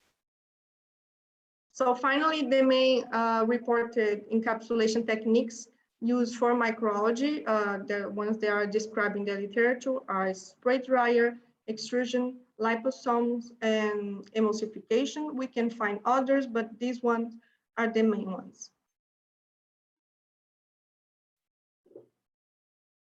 So now focusing the microalgae encapsulation for food applications. So the encapsulation of microalgae compounds can be an important tool in the development of functional food. So specific benefits of encapsulation for food applications are, first of all, the protection from adverse environmental and processing conditions. So if we use the encapsulation, we are able to increase the stability and extend the shelf life of a product, because we will be protecting this bioactive compound from baking process or cooking and storage and distribution, for example.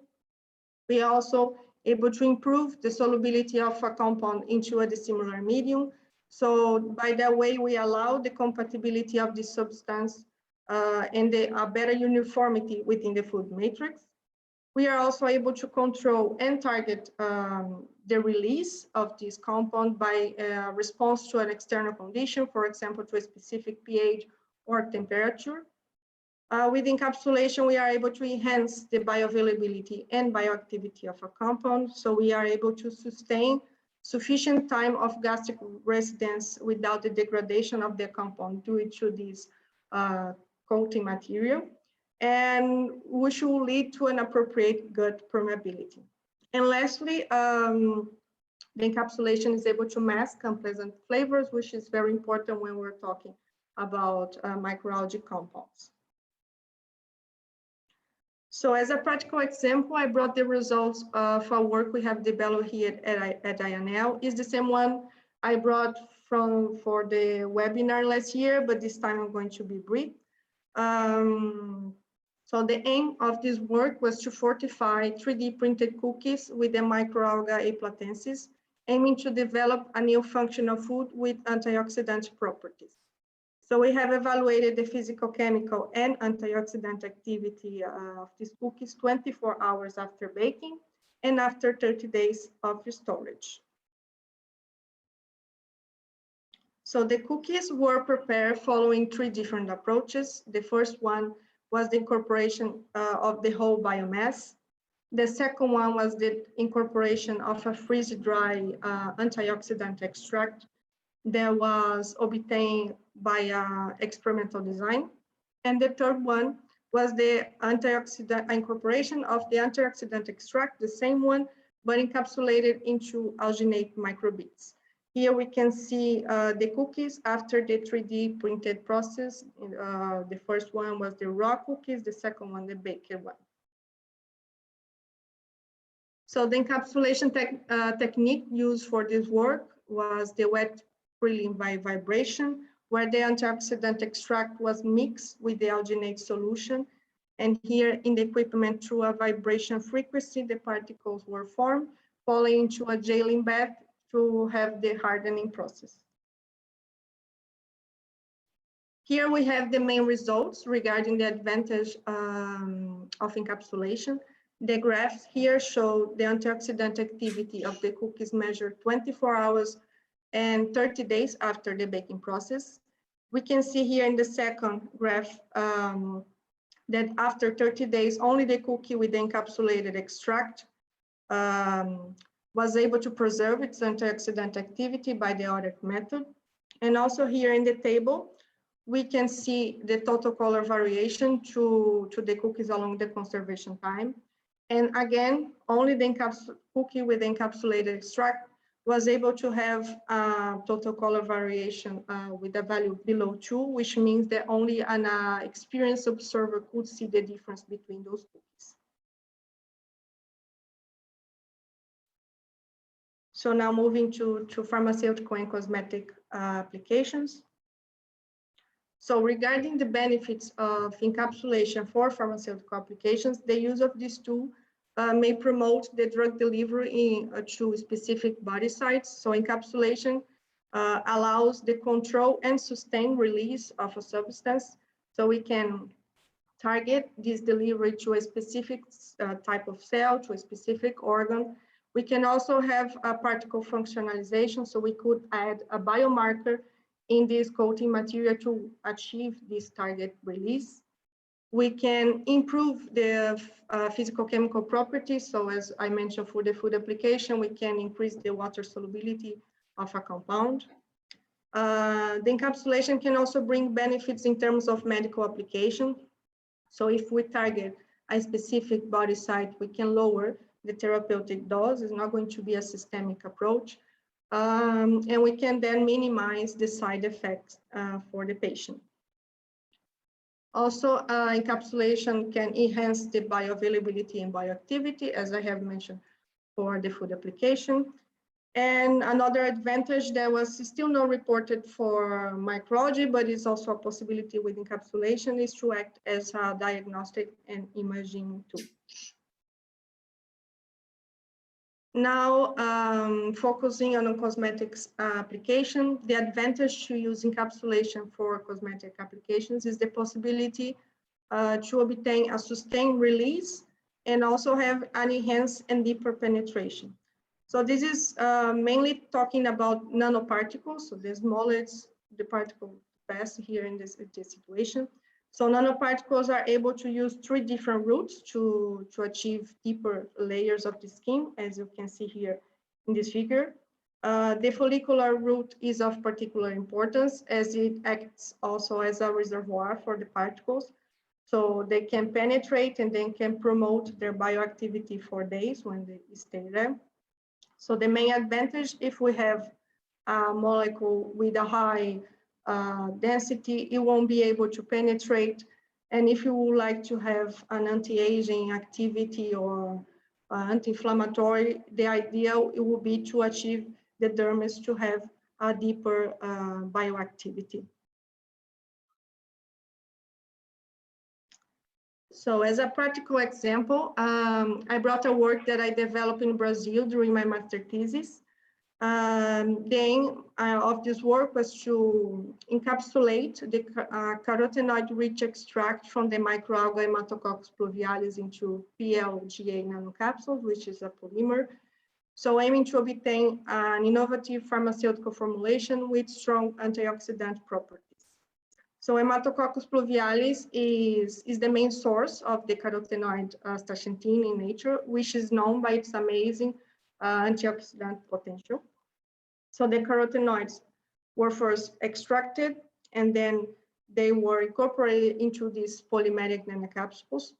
And this nanocapsule suspension was combined with a polymer called polexamer to form a thermosensitive hydrogel, as you can see, sorry. No.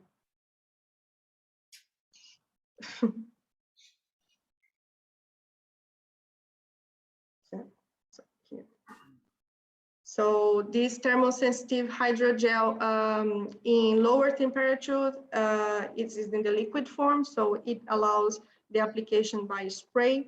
But once it's in the skin temperature, it becomes a gel, so it becomes a film that will prolong the release of this bioactive.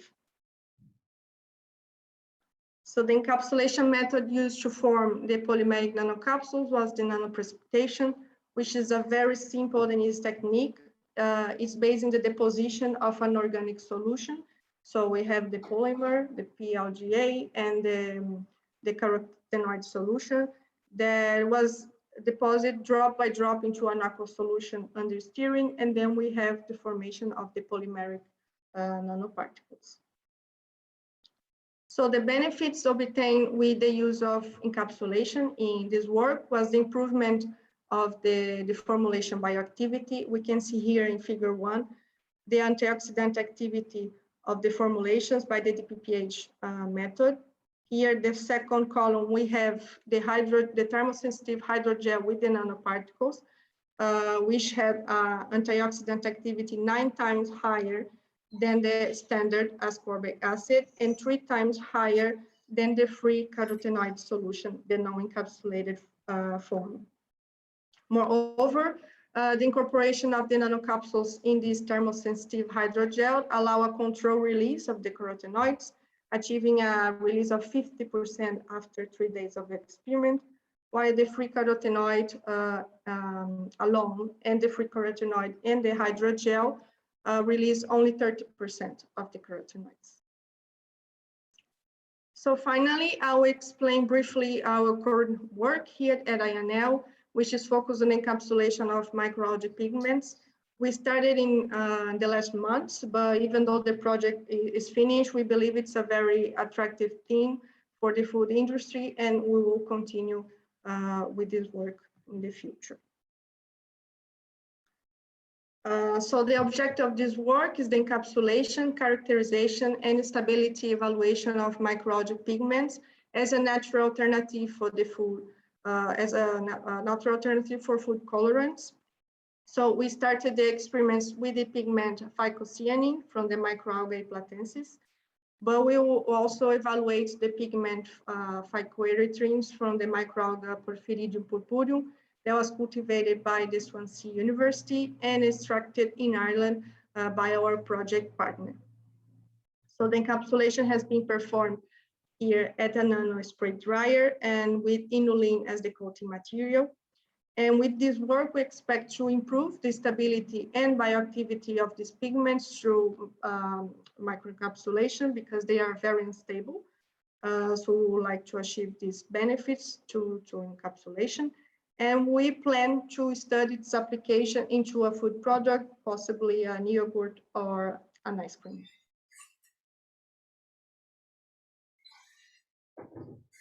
Thank you. Thanks, Marta. I don't know if you have any question from Marta.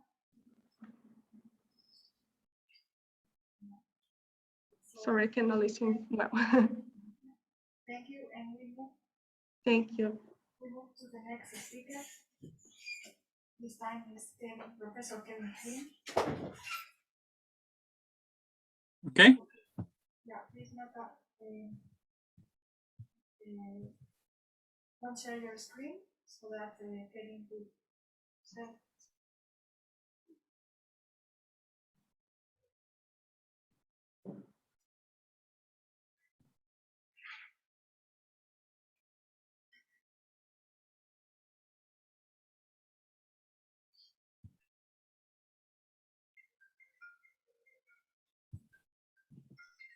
Okay, I'll share.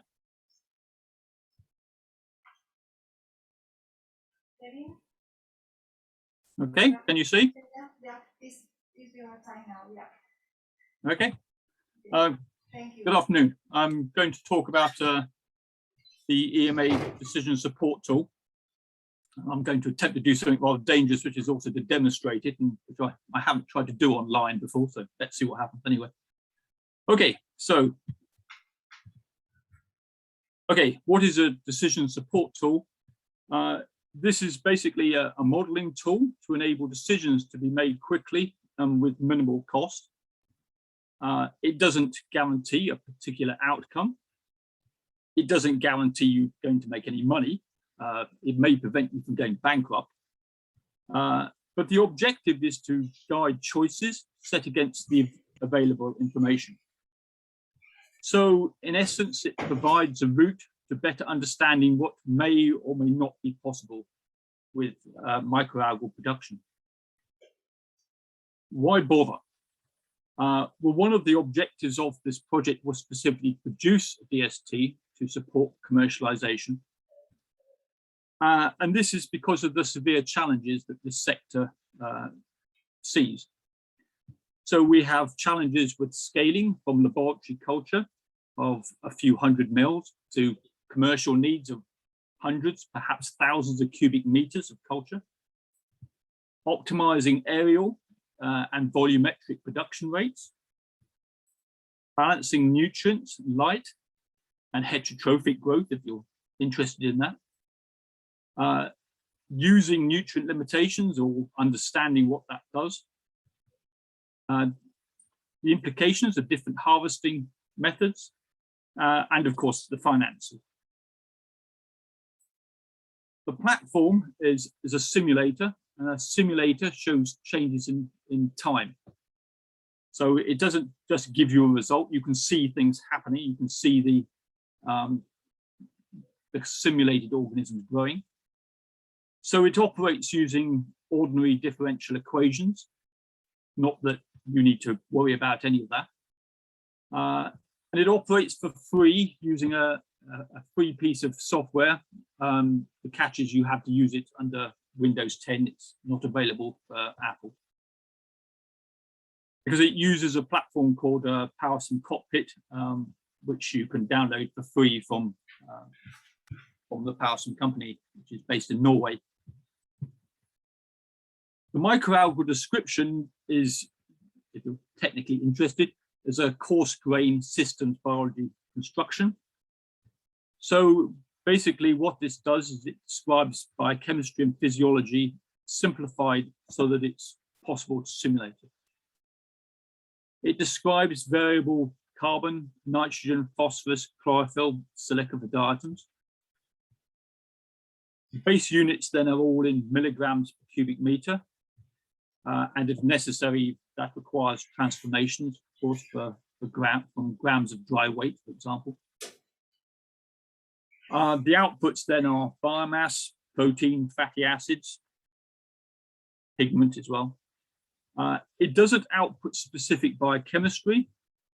So if you're interested in a particular omega fatty acid, then you would need to correlate that to one of the other factors that it does produce.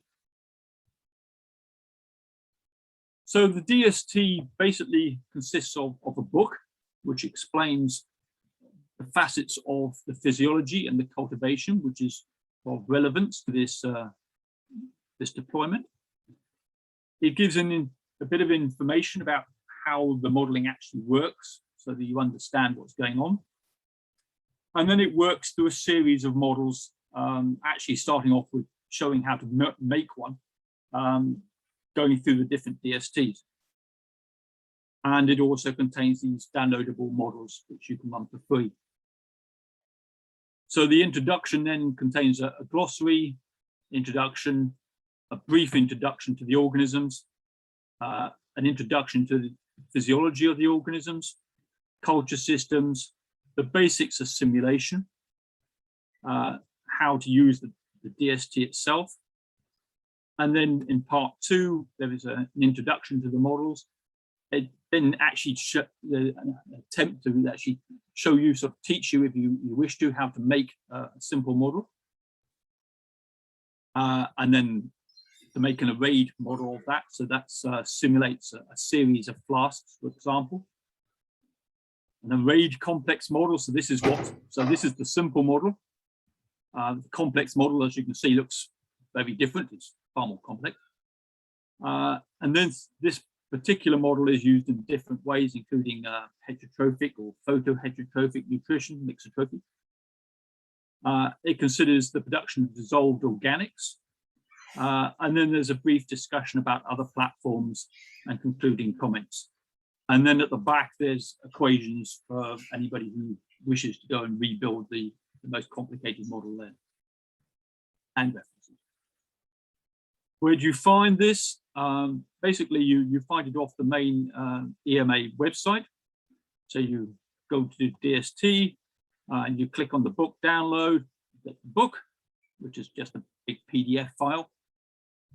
Within that, you find the links to download the interface from PowerSim. And then, depending on which chapter you're looking at, you download the appropriate model from Zenodo. So you go to Zenodo, click on that. These are just, click, click, click exercises, and there's your model. That's the very simple model. How you interface with the DST, basically it's up to you to select the parameters which are offered. And it is important that you need to understand something of what you're doing. Because if you put nonsense values in, garbage in, you get garbage back out. So you do need to know something about the subject to use the tool. The main models are then arrayed to enable comparisons between different organisms growing in similar systems, the same organism growing in different systems, or perhaps being harvested in different ways.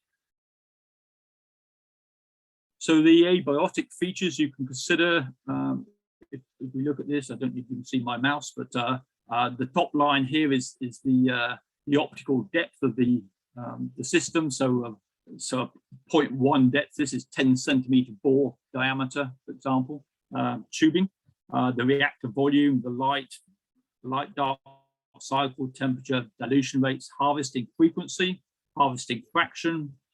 Then you can put in the nutrients. And then for the organisms, you can specify the maximum growth rate, the temperature at which that growth rate applies, to what extent it can use ammonium nitrate, the maximum rate of photosynthesis, and the photopigment values. And then there's also opportunities to put in different maximum and minimum values for nitrogen, carbon, phosphorus, carbon, etc., etc. And also, if you don't like the transforms I've put in between protein and nitrogen, between dry weight and carbon, you can alter those as well. The outputs, this picture here is an output from a multi-arrayed comparison, just to show how complicated it can get, really. So this is an example of 4 alternative organisms, different growth parameters and things like that, growing in 3 different photobioreactors. Different systems, different harvesting regimes can give very different outputs. I will now attempt to show you the model itself. Okay, can you see that? Okay. Okay, so this is the this is what I think it's the DST from chapter 10 looks like. So this is what it would load up like in Cockpit. And if we scroll around this, well, if I just minimize this and come out of it a bit, okay, there's quite a lot of graphs showing different bits of information about the nutritional status of the organisms, the chlorophyll content, for example, and the production of biomass and so on and so forth. And you can see these tables I've just mentioned from the previous slides, where you input the information for the system. So if we just go back to this. So to operate this, if I just press Control Space, it will start simulating. And every time you press Control Space, it will rescale the system, so you can see what's going on. Now, what you're actually looking at here, if we look at this top panel here, the organism is the same in all these. You'll see that bioreactor 3 is 30 centimeters deep. The others are tubular reactors of just 10 centimeters. And the other difference then, you see the harvest frequency is 2 days, 4 days, and 4 days. So you can see how just the difference between 1 and 2 is simply the frequency of harvesting. So if I alter that frequency of harvesting, well, let's do something different. The PBR1, let's give it full light. So all I do is just type in the box, tell it to carry on running again now. And you can see from the slope of these outputs, the difference that suddenly occurred from PBR1 when I increased the light. So if you were running this as a culture system, am I going to compensate for nighttime by turning the lights on? And I can see quickly, yes, this may be worthwhile. If I alter this to 4-day frequency of harvesting, again, you can now see what a difference this is making. You may notice that the phosphorus biomass production is much higher from PBR1 run in this system than for the others. The fatty acid is very different. Fatty acid production is very different. So you can play with the system very quickly to get an idea as to how best to run your photobioreactor. For those interested in genetic modification, you could rerun the simulation saying, well, okay, suppose I have genetically modified them, so I can decrease the amount of chlorophyll to stop self-shading being so important. I can do that and change the maximum growth rate, of course, and anything else. So if I go back to the presentation, where's my presentation?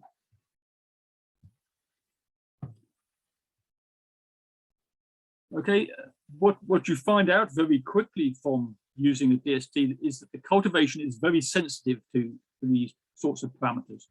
And there's quite a lot of feedbacks which occur.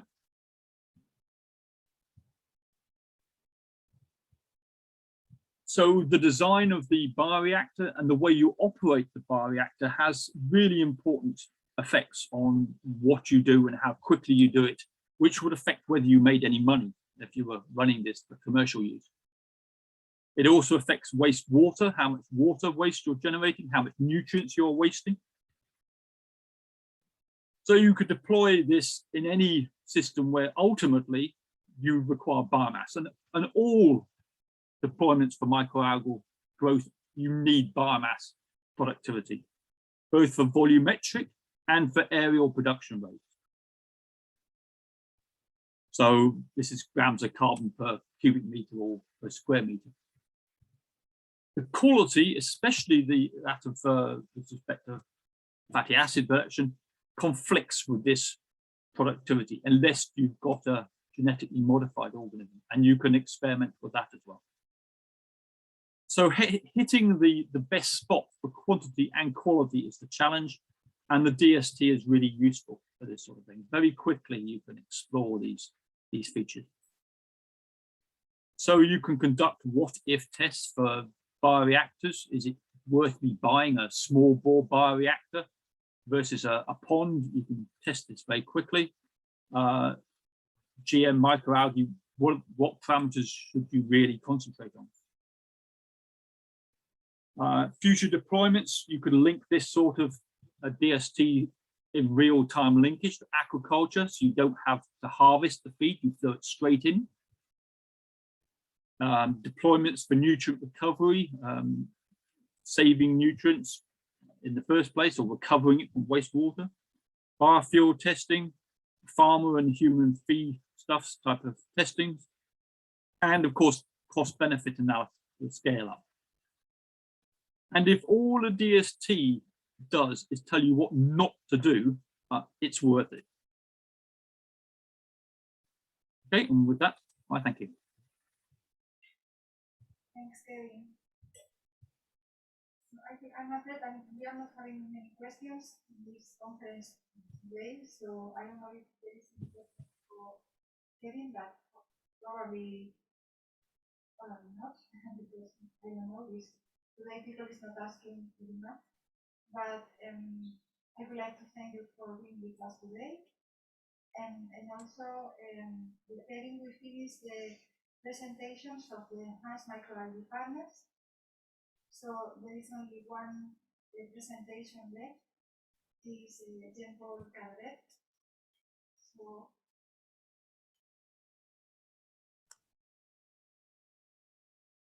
Jean-Paul, are you there? Yeah. I'm not sure if probably you talk to me, but I don't hear you. But I think this is my. Just raise your hand if this is my turn. Fine, thank you. Since the beginning, I don't hear you very well, but probably it comes from me. I will share my screen now.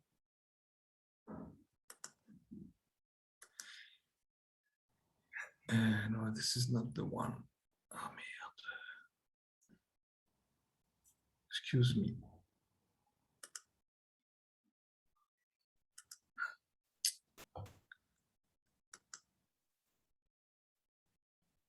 I lost it.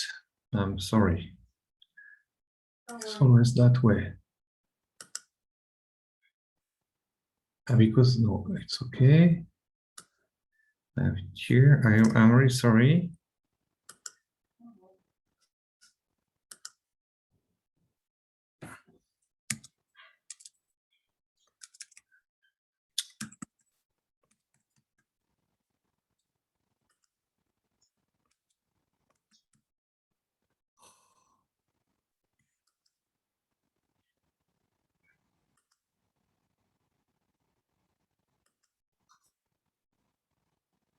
Sorry, I lost you. I don't know where you are.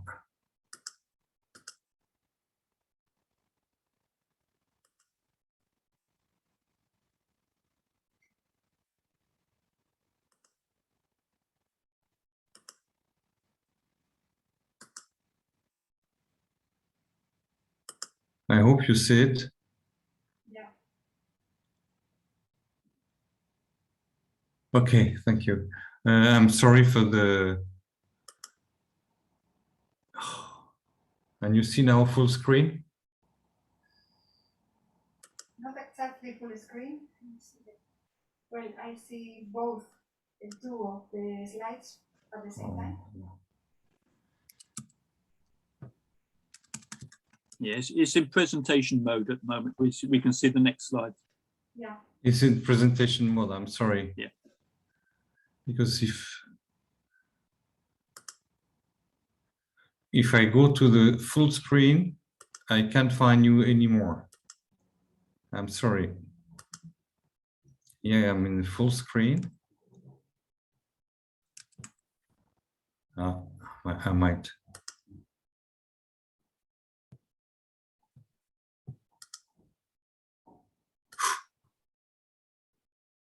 It is still in presentation mode? No, it's okay. That's okay. It's okay. So I'm sorry. So I will go back to the presentation. So I thank you for the invitation. I was very impressed because I don't belong to the Enhance Microalgae project, and already a lot of things I saw was very interesting. So for me, it's a kind of I could say a summary, but you continue tomorrow. So I will do as I would not know really what you did, and I will just mention and talk about what is possible in the algae. Very quick, although I know a lot of you. Very quick, I'm the CSO of Algama in France. I'm the president of the European Algae Biomass Association. I will come back to this. I'm the co-founder of a company called Yazo Biotech, expressing recombinant molecules for pharmaceutical in algae. And I'm advisor for a German company called 1.5. I have been working in algae since 35 years. And I was at IFREME actually. I was the director of the company, of the laboratory called Biotechnology of Algae, and I was also the managing director of a company called Green Sea. So this was too quick. I have now I think 80 publications and 10 patents. I saw that this morning. I think Laurent used it. And it's nice it comes from IFREME also. Although it's difficult to make this kind of talk because all of you know algae. So I'm not going to explain you what is algae. I'm going to talk with you what are all the points that are supposed to be seen or to study. And very quick, because I'm Breton, the last picture I found about the Emiliania on the large of on Brittany. I have a talk. I have a point that I always mention in all my talks now. You will all have recognized ice and the algae that are growing on ice, which is fabulous at the Earth level, and you see all this krill grazing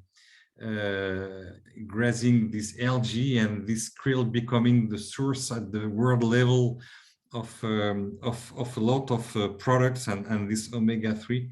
And the story is please save the krill and help that we avoid people fishing the krill. So this was my little advertising. So very quick, the challenges in algae, and I think, and I have the impression anyway that you tackled all of them, but I will go through with you to use the algae or the microalgae. Of course, there is a choice of organisms. We talked this morning, and Claudio, hello Claudio, talked about that we have so many microalgae and we can use so few of them. So there is this choice. We are all working with wild algae, which is also fascinating. There is so much to do in selecting the algae, not only to pick them, but to make some work on the selection. Hello, Judith and Laurent. Of course, mutants and genomes, genetically modified organisms. There is a big future, at least in pharma, for algae, modified algae. I heard the story of the phototrophy and heterotrophy. It's fascinating also to see there are very big companies at the European level and in the world level now switching or complementing phototrophy and heterotrophy, or playing with the two. One is inoculating the others. You have some examples in Europe. There is very little work on the predation control. One day we will have much more problem in our culture than we have with organisms, with protozoans and so on. Not talking about viruses and pathogens. And there are very good teams in Europe working on that. The risk of dissemination, we're just playing with the algae. We bring them from here to here. When the New Caledonia was thinking to let enter some algae on the territory of New Caledonia, they just realized that they were already here, imported from people. I heard also this, and I will come back to that, the biorefinery. We will have to work on this, and it is very, very interesting. And what I saw this morning was also interesting. And of course, the rights, the freedom to operate, and how we can protect ourselves. And this is the biology and linked to biology. But you have also all the process. And of course, you have these photobioreactor studies, a lot actually now. How can we use new materials? The CO2 comes back. the CO2 transfer and the CO2 use. It will be what we call now a service. It was a prime, it was something to buy, but now it might be counted as a service, the O2 management, mixing, babbling, sharing, and we hear people coming from several horizons, helping us, people from the mathematics, the modeling, the time of culture. I put it here, but I could put the time of culture somewhere else. One of the main actor of the prices might be the time of culture when you have a company.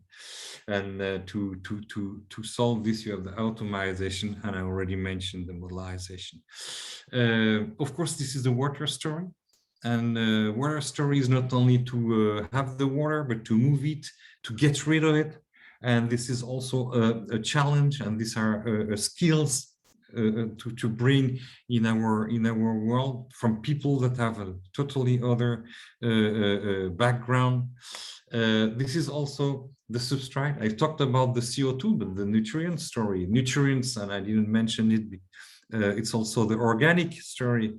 So, and this is also a lot of work. We have a working group on this. And of course, an energy balance, because the energy balance means also money and costs.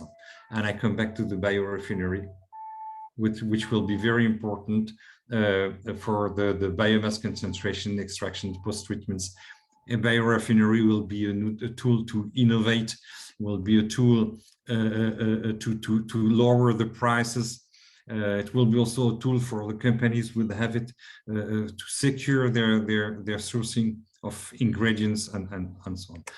And I didn't hear today yet LCA, which is transversal, important to answer to a lot of criticisms about what is the cost of growing microalgae. So these are the challenges, but they're also the business. And this, when I enter the private world, my boss kept saying when I had a new idea, who is the client?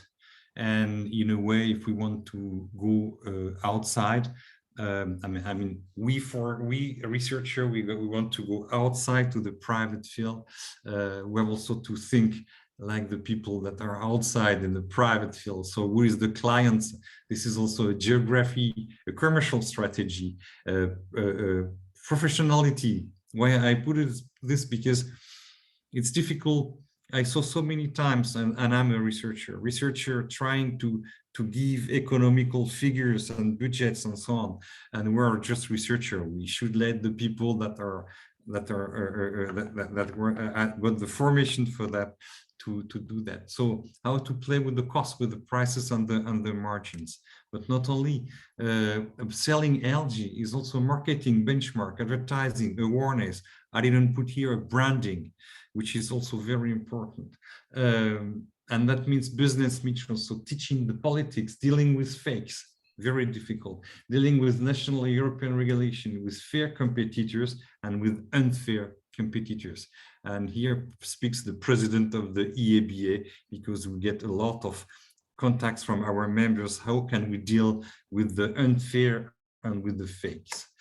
And also it's money. Investment is great credibility. We go back to the fakes, and this is a dimension. You cannot invest in very small amount. Very quick, because you already said that all the fields of applications. I will not stay because I don't have the time to. This is human nutrition, energy, health, nutraceuticals, animal nutrition, industry, cosmetics, environment. But all of this you tackled, so you don't need me. Although we could spend a lot of time on all of them, and each one is probably a conference.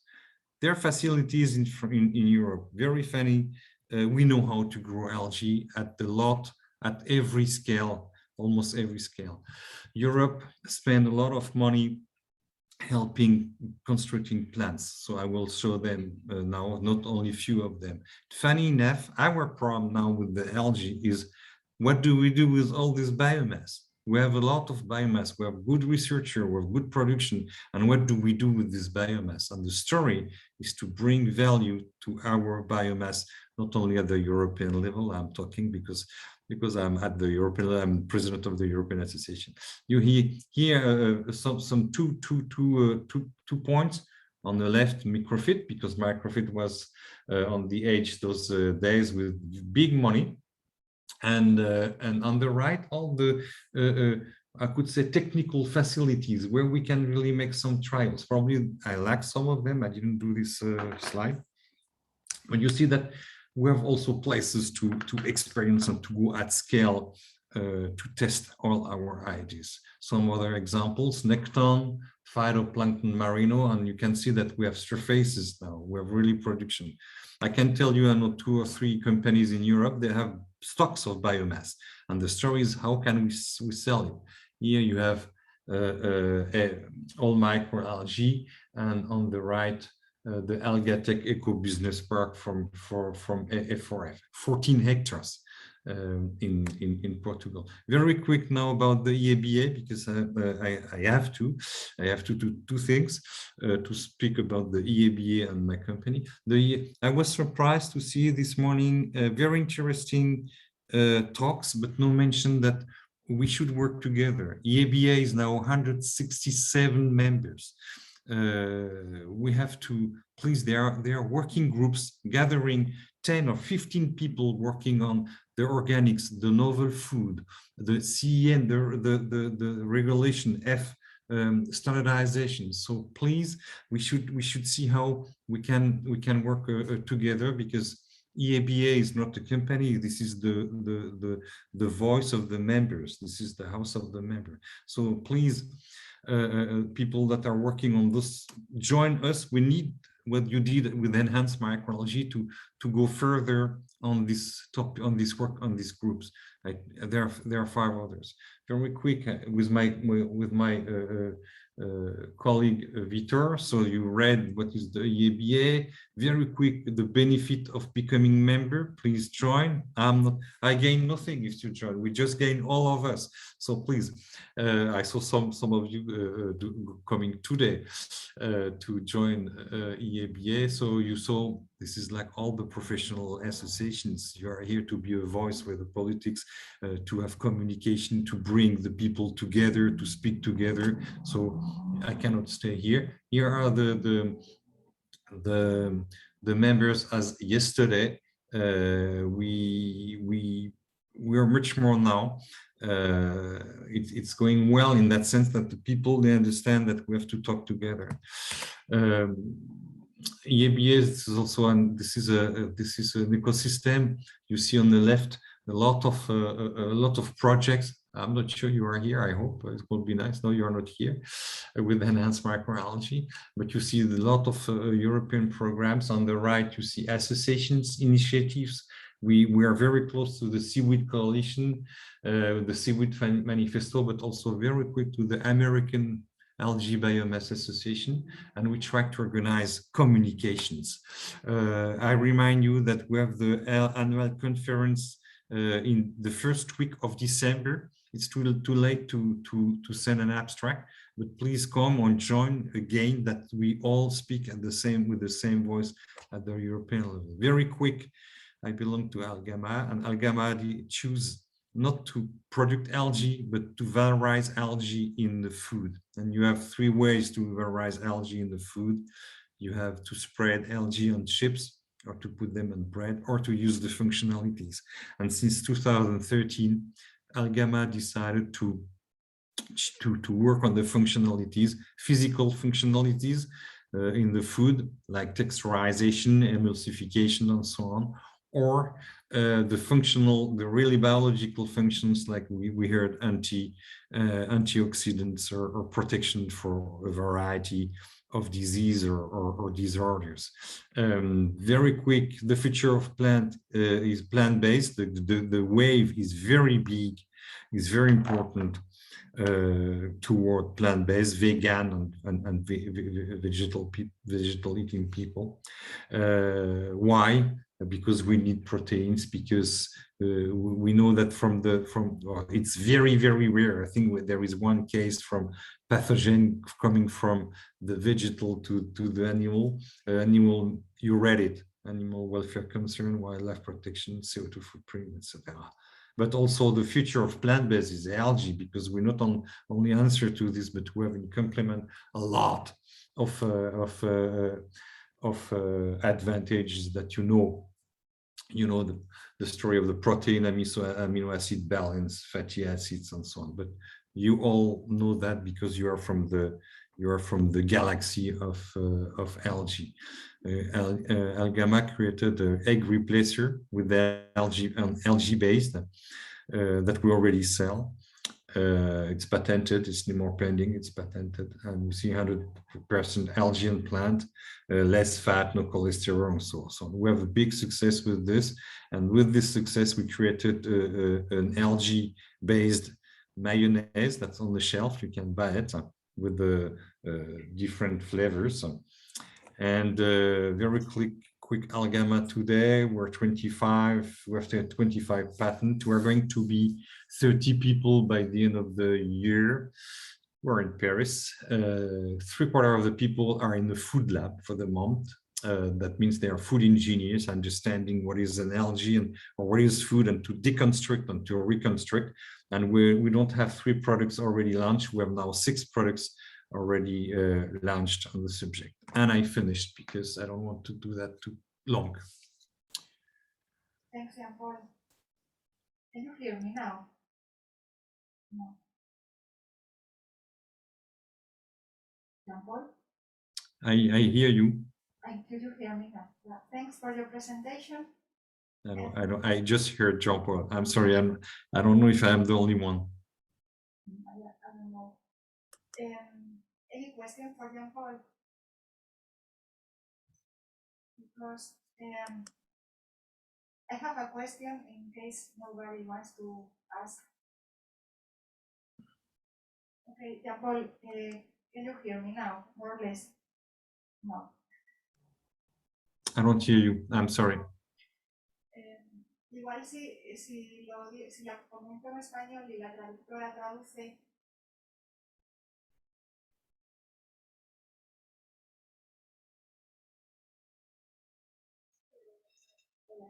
Yes, I hear it. I hear it. Ok. Pero, porque quizá le sea más fácil escuchar a la traductora, que a mí no me escucha bien.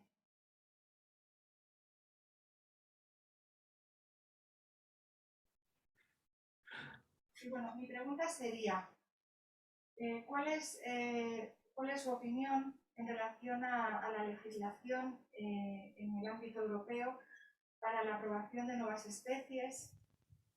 Porque al final, bueno, creo ha salido esta mañana en una de las presentaciones la lentitud, ¿no?, de toda la parte legislativa en relación a las nuevas especies. Entonces, un poco saber su punto de vista en relación a ese aspecto, a la legislación, a lo que son las barreras legislativas.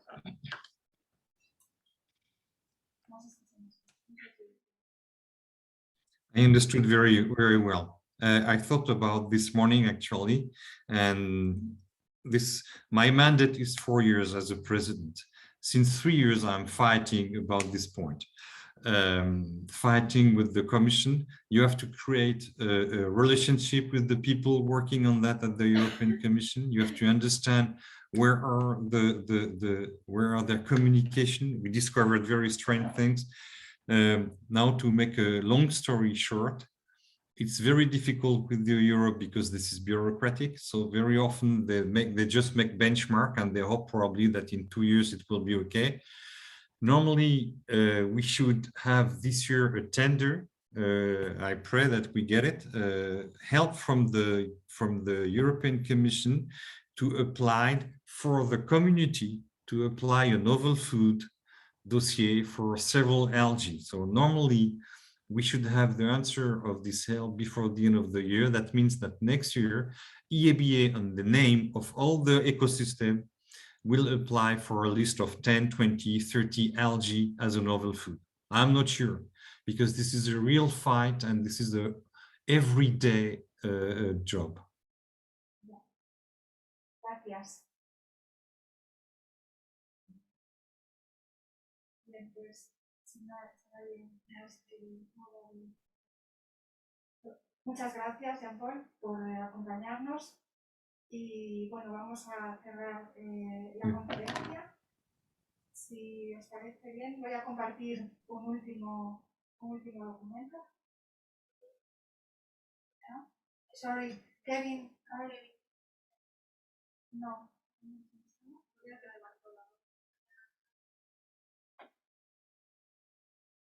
Kevin, do you want to add anything before closing the? No. So I'm going to share my screen.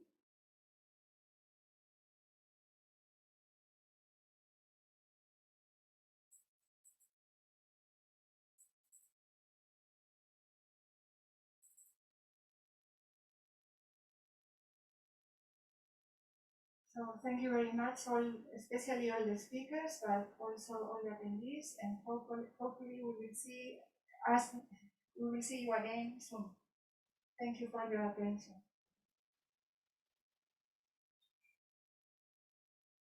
Thank you very much for this.